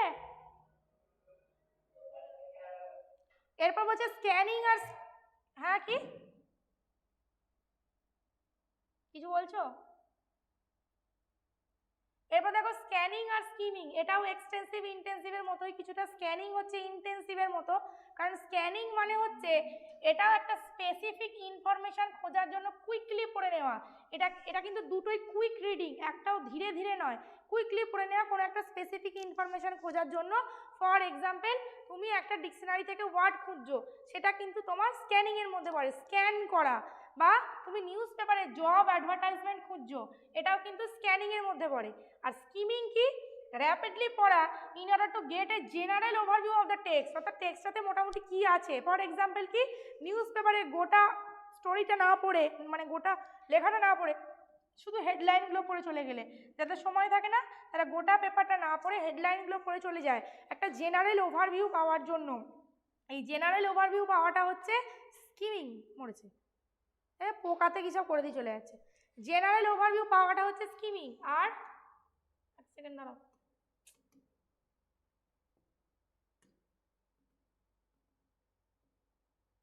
জেনারেল ওভারভিউ পাওয়া স্কিমিং, আর সেটাকে কোনো কিছু একটা জানার জন্য পড়াটা হচ্ছে স্ক্যানিং। আচ্ছা, এরপর দেখো বলছে skimming is one of the reading technique which focuses on. Skimming কিসের উপর ফোকাস করে? টেক্সটের জিস্ট পেতে সাহায্য করে। Looking on keywords of the text for a general overview. অর্থাৎ একটা টেক্সটের কিওয়ার্ড কি, মেন ওয়ার্ড যেগুলো, যে আমার এইটা যেমন তোমাদের দেখো কিছু কিছু জায়গায় আমি বোল্ড করে দিয়েছি, তাহলে ধরতে হবে এগুলো তোমাদের কিওয়ার্ড, এগুলো তোমাদের প্রয়োজন, ওই জন্য বোল্ড করে রেখেছি। Ignoring or skipping unnecessary information, অর্থাৎ যেগুলো দরকার নেই সেগুলো স্কিপ করে যাওয়া। যেমন আমি তোমাদের বললাম মাইক্রো স্কিলগুলো, ওগুলো খুব যে ইম্পর্টেন্ট তা নয়, আবার পড়বে না এমনও নয়, মানে স্কিপ করে গেলে হবে না, কিন্তু পড়তে হবে। যেগুলো ভীষণ গুলিয়ে যায়, ভীষণ ইম্পর্টেন্ট, আমি সেগুলোই ভালো করে বলে দিচ্ছি। তাহলে এখানে কি ওই স্কিপ করে যাওয়া, এটাও কিন্তু এই এতে পড়ে, স্কিমিংয়ে পড়ে। আর কি? Skimming includes quick running one's eye over a text to get gist. যে আগেই বললাম জিস্ট পেতে সাহায্য করে। আচ্ছা, এখানে রয়েছে importance of reading skill. Reading স্কিলের ইম্পর্টেন্স কি, অর্থাৎ রিডিং স্কিল আমাদের কিসে কিসে সাহায্য করে? অবশ্যই পড়তে সাহায্য করে, নলেজ পেতে সাহায্য করে, ঠিক আছে। A person can face many hurdles due to inability to read. অর্থাৎ পড়তে পারে না এমন লোকের কিন্তু অনেক রকম সমস্যা হতে পারে। তারপরে কি বলছে, কোনো একটা সিচুয়েশান জানতে গেলে যে আমাদের পারিপার্শ্বিক সিচুয়েশান কি সেটা জানতে গেলে একটা ব্যক্তিকে রিডিং নিউজ পেপার বা ম্যাগাজিন পড়তে হয়। তাহলে সেইটা যদি কারোর রিডিং ডিসেবিলিটি থাকে, কেউ যদি পড়তে না পারে, তাহলে কিন্তু সে জানতেই পারবে না। লেজার টাইম কাটানো, অর্থাৎ তোমার অফ টাইমে কিন্তু লোক বই, গল্প বই পড়ে বা যে কোনো ম্যাগাজিন পড়ে কিন্তু লোক সময় কাটাতে পারে। ক্রিটিক্যাল থিঙ্কিং ডেভেলপও করা যায় কিন্তু ভাস্ট রিডিংয়ের মাধ্যমে। তুমি যত কিছু পড়বে, লোকের লেখা পড়বে, বিভিন্ন ফিলোসফার্সদের লেখা পড়বে, তত কিন্তু তোমার ক্রিটিক্যাল থিঙ্কিং বাড়বে, কোনো একটা বিষয়ে তোমার জ্ঞান তত বাড়বে, এক্সপিরিয়েন্স তত বাড়বে। রিডিং কিন্তু ক্রিটিক্যাল থিঙ্কিং ডেভেলপ করতে সাহায্য করে, এটা মনে রাখবে। এরপর বলছে ক্যারেক্টারিস্টিক্স অফ রিডিং স্কিলস, কি হয়, কগনিটিভ স্কিলকে ইনভলভ করে। এই যে ক্রিটিক্যাল থিঙ্কিং, কগনিটিভ স্কিল, রিডিংয়ে এটাও involve. Reading is selective as it is based on the readers choice, অর্থাৎ রিডার যেটা পড়তে পছন্দ করে সে সেটাই পড়বে। Reading should be clear and fluent, clearly পড়তে হবে, এনজয়ের জন্য পড়তে হবে, কারেক্ট ইন্টোনেশন প্রোনাউন্সিয়েশনের সাথে পড়তে হবে। এগুলো হচ্ছে রিডিংয়ের ক্যারেক্টারিস্টিক। পড়তে হলে না যা তা বলে দিলাম, ভুল ভাল করে একটা রিডিং করে দিয়েছো, এমন রিডিং করলাম যে শুনছে শুনতেই পেলো না। একটা রিডিং করতে করতে লাইনের মাঝখানে সাইলেন্ট হয়ে গেলাম, আস্তে পড়ে দিলাম, এগুলো কিন্তু রিডিংয়ের ক্যারেক্টারিস্টিক্স মোটেই নয়। দেখবে কোনো কোনো জায়গাতে গল্প পাঠ হয়, কোনো দেখবে লাইব্রেরিতে বা ক্লাবেতে এগুলো থাকে, একজন গল্প পড়ে। যেটা তোমরা পিকে সিনেমাটা যদি দেখে থাকো, দেখবে পিকের শেষটাতে যখন দেখাচ্ছে অনুষ্কা শর্মা পিকের বইটা পড়ে শোনাচ্ছিল, আর সেটাই আমরা সিনেমা হিসেবে দেখেছি। তাহলে ওইটাও কিন্তু গল্প পড়ে শোনানো, গল্প পাঠ। পিকের নামে একটা বই লেখা হয়েছে, যে বইটা অনুষ্কা শর্মা পড়ে শোনা, অনুষ্কা শর্মাই, আমি আবার প্রচুর নাম জানি ওদের, যাই হোক যে ছিল সে পড়ে শোনাচ্ছিল। তাহলে ওইটাও কিন্তু একটা আর্টের মধ্যে পড়ে। আচ্ছা, micro skills involved in reading skill. Micro skill কি আছে, decipher script in an alphabetical system, that means establishing a relationship between sounds and symbols. অর্থাৎ তুমি পড়তে পারলে তবেই একটা লেখাতে কি আছে ডেসিফার করা মিনস বুঝতে পারা, তবেই তুমি সাউন্ড আর সিম্বল, অর্থাৎ এই ওয়ার্ডটা, এই লেটারটার মাধ্যমে কি বলতে চাইছে সেটা তুমি তবেই বুঝতে পারবে যদি তুমি পড়তে পারো।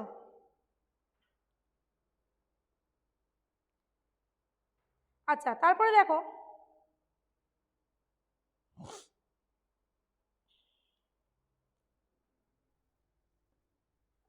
তারপরে কি বলছে, পিক আউট কিওয়ার্ডস। ওই আগে যেটা বললাম যে সঠিক মানে অ্যাকচুয়ালি ইম্পর্টেন্ট ওয়ার্ড কোনগুলো সেগুলো খুঁজে বার করা, টপিকটা বুঝতে পারা, যে জিনিসটা পড়ছো সেটা দিয়ে কি টপিক নিয়ে আলোচনা করা হচ্ছে বা তার মেন আইডিয়াটা কি সেটা বুঝতে পারা। ঠিক আছে, এরকম বিভিন্ন ধরনের জিনিস আমরা রিডিংয়ের মাধ্যমে হয়ে থাকে, ইমপ্রুভ হয়ে থাকে। এখানে আরেকটা জিনিস বলা আছে, method involve in reading and writing. Reading আর রাইটিংয়ে কী কী মেথড ইনভলভ থাকে, বেসিক্যালি এটা রিডিংয়েই হবে, রাইটিংয়েও হয় না তা না, অনেক পরীক্ষাতে এরকম কোশ্চেন দেওয়া থাকে। সি অ্যান্ড টেল মেথড কাকে বলে বা লুক অ্যান্ড সে মেথড কাকে বলে। দেখবে অনেক সময় পরীক্ষাতে এরকম দেওয়া থাকে, একটা ছবি দেওয়া থাকে, লেখা থাকে যে ছবিতে কি দেখছো সেটা বর্ণনা করে লেখো। ক্লাস 7এই সম্ভবত আছে, একটা 7 না 6-এ আছে, একটা ছবি দিয়ে, মেলার ছবি দিয়ে, যে ছবিতে যেটা দেখছো সেটা বর্ণনা করে লেখো। এটাই হচ্ছে লুক অ্যান্ড সে মেথড বা সি অ্যান্ড টেল মেথড, ছবিটা দেখে বর্ণনা করে বলা বা লেখা। আর কি বলছে, the language experience method.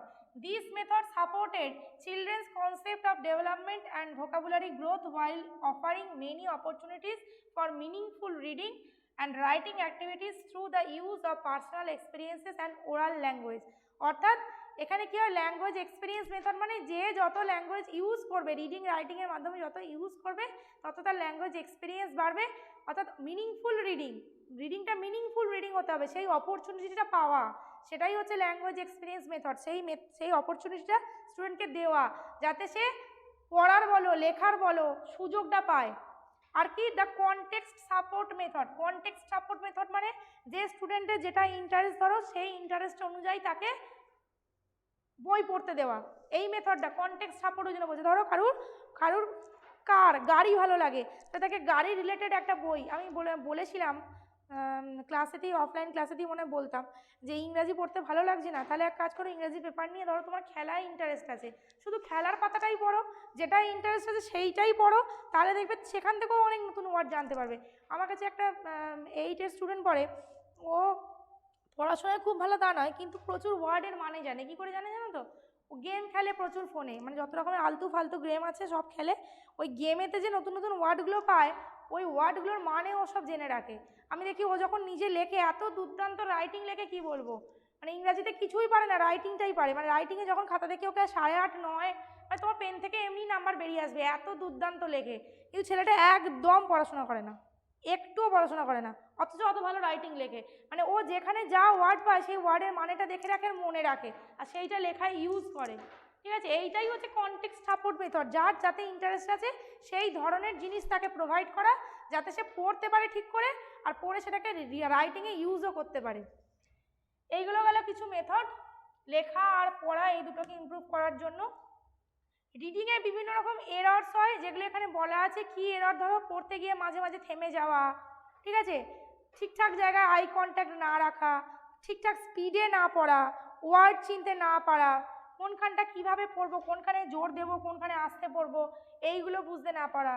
Lack of reading guidance, অর্থাৎ তোমাকে একবার যে পড়ে শুনিয়ে দেবে এরকমই কেউ নেই তোমার, তাহলে এইগুলো হচ্ছে কিন্তু সব রিডিং ডিসেবিলিটির বিভিন্ন কারণ। আচ্ছা, এরপর এখানে রয়েছে রাইটিং স্কিল। রাইটিং স্কিলটা কি? রাইটিং স্কিলও একটা প্রোডাক্টিভ স্কিল, যেটা আগেই বললাম, যেটা রিটেন মুডে, রাইটিং লেখা হচ্ছে তার মানে রিটেন মুডে। It too is more complicated than it seems at first and often seems to be the hardest of the skills. অর্থাৎ সমস্ত স্কিলের মধ্যে হার্ডেস্ট হচ্ছে কিন্তু রাইটিং স্কিল। এখানে কি বলছে? During the primary years writing abilities should be developed holistically in conjunction with sensibility associated with the talking, listening, reading.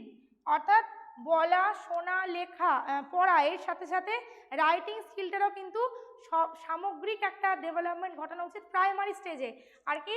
At secondary level routine task like letter writing, essay writing, এইগুলো কিন্তু স্টুডেন্টদের দেওয়া উচিত। অর্থাৎ যখন প্রাইমারিতে আছে তখন যেগুলো বলছে, শুনছে, এইগুলোকেই লেখার মাধ্যমে প্রকাশ করা, আর যখন বড় হয়ে যাচ্ছে তখন তাদেরকে রুটিন টাস্ক দিতে হবে, যে তোমাকে লেটার রাইটিং করতে হবে, প্যারাগ্রাফ রাইটিং করতে হবে, তখন একটা রুটিন ওয়েতে তাকে রাইটিং প্র্যাকটিস করানো, যেটা বড় ক্লাসে আমরা সাধারণত করে থাকি। এরপর বলছে aims of writing skill. Writing স্কিলের এম কি? ঠিকঠাকভাবে মনের ভাবকে লেখার মাধ্যমে প্রকাশ করা, রিটেন ফর্মে, এই যে রিটেন ফর্মে প্রকাশ করা, ঠিক আছে, বিভিন্ন কোশ্চেনের উত্তর ঠিকঠাকভাবে লিখতে পারা, কোনো লিটারেচার বুক আর্টিকেল লেখা। অর্থাৎ যদি রাইটিং স্কিল মানুষের মধ্যে ডেভেলপ না ঘটতো, আমরা যে এত বই পড়ছি, রিটেন টেক্সট পড়ছি, আমরা এগুলো কোনোদিন পেতামই না। এইগুলো হচ্ছে রাইটিং স্কিলের বিভিন্ন লক্ষ্য। এখানে মাইক্রো স্কিলস আর ক্যারেক্টারিস্টিক্স ইন রাইটিং কিছু দেওয়া আছে। মাইক্রো স্কিল কী কী হতে পারে? ধরো ওই যে বলছিলাম লেটার এলোমেলো করে দিয়ে তোমাকে ওয়ার্ড সাজাতে বলছে, ওইটা না করে ধরো ওয়ার্ড এলোমেলো করে দিয়ে তোমাকে সেন্টেন্স বানাতে বলছে, তাহলে সেটাও কিন্তু তোমার রাইটিং স্কিলের মধ্যেই পড়ছে। বা কোথায় লেখার সময়, যেটা বলার ক্ষেত্রেও হয় লেখার ক্ষেত্রেও সেম, কোথায় কোন ভোকাবুলারি ইউজ করব, এগুলোও কিন্তু। বা ধরো তুমি কোন অডিয়েন্সের উদ্দেশ্যে লিখছো, ধরো কেউ বাচ্চাদের উদ্দেশ্যে লেখে, তাহলে বাচ্চাদের উদ্দেশ্যে লিখতে গেলে তাকে কিন্তু সেই রকমভাবেই লিখতে হবে, তাহলে এটাও কিন্তু তার লেখার দক্ষতার উপর ডিপেন্ড করছে, তার বলা বা শোনা এসবের দক্ষতা নয় যে আমি বাচ্চাদের জন্য লিখছি মানে আমাকে সেরকমই ওয়ার্ড ইউজ করতে হবে, সেরকম লেভেলেই লিখতে হবে, তার মেন্টাল লেভেলটা মেনটেন করে আমাকে লিখতে হবে, যে একটা শিশু এই জিনিসটা বুঝতে পারে, এই জিনিসটা বুঝতে পারে না, এগুলো সব কিন্তু রাইটিংয়ের আন্ডারে পড়ছে। এখানে বলছে হ্যান্ড রাইটিং কেমন হওয়া উচিত, এই জায়গাটা একটু পড়ে রাখবে, যে হ্যান্ড রাইটিং যেন বুঝতে পারার মতো হয়, লোক যেন হ্যান্ড রাইটিং বুঝতে পারে, অ্যাপ্রোপ্রিয়েট হয়, একটা ডিস্টেন্স বিটুইন নোটবুক অ্যান্ড আইস, মানে লিখবে যখন এমন করবে না খাতার ভেতর ঢুকে যাবে বা অনেকটা দূরে গিয়ে লিখবে, একটা প্রপার ডিস্টেন্স মেনটেন করতে হবে, পেন বা পেন্সিলটাকে ধরতে হবে ঠিকঠাকভাবে। ক্যালিগ্রাফি ইউজ করা মানে তুমি লিখছো কীভাবে, তোমার হাতের লেখাটা যেন সুন্দর হয়, ঠিক আছে। Proper writing material should be use, অর্থাৎ পেনটাতে কালি বেরোচ্ছে না, তুমি ঘষে সেইটা দিয়েই লিখছো, এইগুলো করলে কিন্তু গুড হ্যান্ড রাইটিং কোনোদিন হবে না। স্ট্রেট লিখতে হবে, স্ল্যান্টিং লিখলে হবে না, মানে বাঁকা লাইন এখান থেকে এইখানে চলে যাচ্ছে, এইরকম স্ল্যান্টিং লিখলে কিন্তু হবে না, লিখতে হবে তোমাকে স্ট্রেট। টিচারের হ্যান্ড রাইটিং কেমন হওয়া উচিত? Should be legible and bold, অর্থাৎ টিচার লিখছে, আমার নামটাই লিখছে, ধরো এরকম লিখছে, এটা লিখেছে বোর্ডে, ছাতার মাথায় কিছুই বোঝা যাবে না, অর্থাৎ টিচার যেটা লিখবে সেটা হতে হবে বোল্ড, একদম পরিষ্কার পরিচ্ছন্ন করে ধরো লিখছে আমার নাম, তাই তাকে ঠিক এইভাবে লিখতে হবে।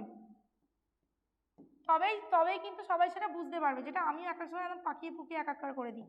কিন্তু এটা আমি বাচ্চাদের পড়াই না, বড়দের পড়াচ্ছি এখানে। বাচ্চাদের ক্ষেত্রে কিন্তু ওটা হবে না, ঠিক আছে? এইগুলো হচ্ছে এক একটা মানে গুড হ্যান্ডরাইটিংয়ের বিভিন্ন বৈশিষ্ট্য। এখানে দুটো কথা বলা আছে, নোট টেকিং আর নোট মেকিং, এই দুটো একটু মনে রাখবে, মাঝে মাঝে কোশ্চেন দেয়। নোট টেকিং মানে কি, যখন তুমি ধরো কোনো ক্লাস করছো, টিচারের লেকচার শুনছো বা কিছু একটা করছো, শুনতে শুনতে মেন পয়েন্টগুলো জট ডাউন করা, মেন পয়েন্টগুলো লিখে রাখা, সেটাই হচ্ছে নোট টেকিং। আর নোট মেকিং কি, নোট টেকিংয়ের পর অর্থাৎ নোট গ্রহণ করার পর তুমি নিজে আবার সেটাকে রিভাইজ করছো, রিভাইজ করে তাতে কিছু ইনপুট আরও কিছু যোগ করছো, বা সেটা সম্পর্কে আরও কিছু রিসোর্স মানে আরও কিছু নতুন তথ্য দেখছো, এইগুলো হচ্ছে নোট মেকিং। অর্থাৎ ধরো আমরা যেটা এর সময় করতাম, টিচাররা যেটা লেকচার দিতেন সেটা শুনতে শুনতে লিখে নিতাম খাতায়, সেই মেন পয়েন্টগুলোকে সেম রেখে আমরা তাতে আরও কিছু ইনফরমেশান অ্যাড করতাম। তাহলে ওই ইনফরমেশান অ্যাড করছি যখন, সেটা হচ্ছে নোট মেকিং। আর নোট টেকিং হচ্ছে যখন শুনছি, শুনতে শুনতে যেটা আমি খাতায় লিখছি সেটা হচ্ছে নোট টেকিং। এই দুটো একটু মনে রাখবে, কোশ্চেন দেয়। এখানে আরও কতগুলো কথা বলা আছে যেগুলো এই স্পিকিংয়ের সঙ্গে রিলেটেড বলে আমি এখানে দিয়ে রেখেছি, এইগুলো একদম ইনফরমেশনের মধ্যে জাস্ট পড়ে রাখবে। ফোনেটিক্স কী জিনিস, the scientific study and classification of sound, যেটাকে বলা হয় ফোনেটিক্স, সাউন্ডের স্টাডি পড়াশোনা। ইংরাজিতে 44টা সাউন্ড আছে, তার মধ্যে 20টা ভাওয়েল সাউন্ড, 24টা কনসোনেন্ট সাউন্ড, আবার 20টার মধ্যে 12টা হচ্ছে পিওর ভাওয়েল বা মোনোফথংস বলে, আর 8টা হচ্ছে ডিফথংস। মানে ভাওয়েল সাউন্ড, কিন্তু ভাওয়েল 12টা নয়, vowel A E I O U, কিন্তু ভাওয়েল সাউন্ড আছে 12টা। ভাওয়েল কি কনসোনেন্ট কি সবাই জানে, বলবো না। ডিফথংটা কি বলি, ডিফথং মানে হচ্ছে ডবল ভাওয়েল সাউন্ড, অর্থাৎ দুটো ভাওয়েলের সাউন্ড একসঙ্গে উচ্চারণ করছি। যখন আমি বলছি লাউড, লাউড, দেখো ল আ হস্য ড, তাহলে দেখো আউ, দুটো ভাওয়েল সাউন্ড একসাথে, এইগুলো হচ্ছে ডিফথং বা গ্লাইডিং, গ্লাইডিং ভাওয়েল। দুটো ভাওয়েল সাউন্ড একসঙ্গে হলে সেগুলোকে ডিফথং বলে, যেমন লাউডে ও ইউ, কয়েন ও আই, এইগুলো হচ্ছে ডিফথং। মাঝে মাঝে কোশ্চেনে দেয় এগুলো। স্ট্রেস কি, while producing sounds, word or sentence, এই যে লেখা আছে দুটো ভাওয়েল সাউন্ড একসঙ্গে উচ্চারণ করা। স্ট্রেস কি, কোনো সাউন্ড, ওয়ার্ড বা সেন্টেন্স যখন পড়ছি তখন স্পেশাল এমফাসিস কোথায় দেব, কোথায় জোর দেব। এই যে যেমন আমি পড়তে পড়তে কোনো একটা জায়গা জোরে পড়ছি, মানে কি এখানটাতে আমার জোর দেওয়া দরকার, এখানটা ইম্পর্টেন্ট বেশি, সেটাই হচ্ছে স্ট্রেস। ইন্টোনেশন কি, the modulation rise and fall in pitch in a speech based on the importance of words are call intonation. অর্থাৎ এখানে ইন্টোনেশন কতটা গুরুত্বপূর্ণ, ওই জন্য আমি ইন্টোনেশনটা জোরে বললাম। এই যে rise and fall on in speech, অর্থাৎ কথার মাঝে কোনখানটা জোরে বলবো কোনখানটা আস্তে বলবো, এইটাই, এই মডিউলেশন করাটাই, এই চেঞ্জ করাটাই হচ্ছে ইন্টোনেশন। আর স্ট্রেস মানে হচ্ছে কোথায় আমি এমফ্যাসিস দেব, অর্থাৎ জোরে বলবো। স্ট্রেসে কিন্তু কমা বাড়া নয়, আমি কোনখানটা জোরে বলবো। আর ইন্টোনেশন মানে হচ্ছে কমা বাড়া, স্পিচের পিচটা, পিচ মিন্স তোমার গলার ভয়েসটা কমা বাড়া করবে কিভাবে, সেইটা হচ্ছে ইন্টোনেশন। এই চ্যাপ্টারটা শেষ হলো, এতেও কতগুলো কোশ্চেন আছে, আমি প্রশ্নগুলো সব দিয়ে রাখবো। 46টা মতো মনে হচ্ছে প্রশ্ন আছে, তোমরা কোশ্চেনগুলো সলভ করবে। আমি নেক্সট ক্লাসে হয় সলভ করিয়ে দেব, আর না হলে চেষ্টা করব উত্তরগুলো দিয়ে দেওয়ার, যেটা করলে সুবিধা হয় করব। আপাতত এইটুকুই। বুঝতে কিছু অসুবিধা থাকলে যারা অফলাইন ক্লাস করতে আসবে নেক্সট দিন, তারা অফলাইন এসে আমাকে জিজ্ঞাসা করে নেবে, আর যারা অনলাইন আছো মেসেজ করে নিতে পারো, ঠিক আছে?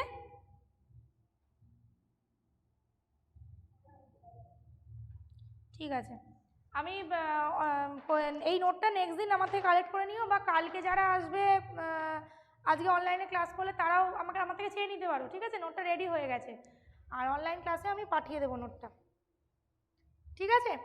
একটু ভালো করে এই চ্যাপ্টার দুটো পড়বে, কারণ এই চ্যাপ্টার দুটো খুব ইম্পর্টেন্ট। ওই দুটো একসাথে করে দিলাম, ছোটো ছিল বলে, দুটোই কিন্তু খুব ইম্পর্টেন্ট, ঠিক আছে? গুড নাইট সবাইকে। ঠিক আছে, গুড নাইট।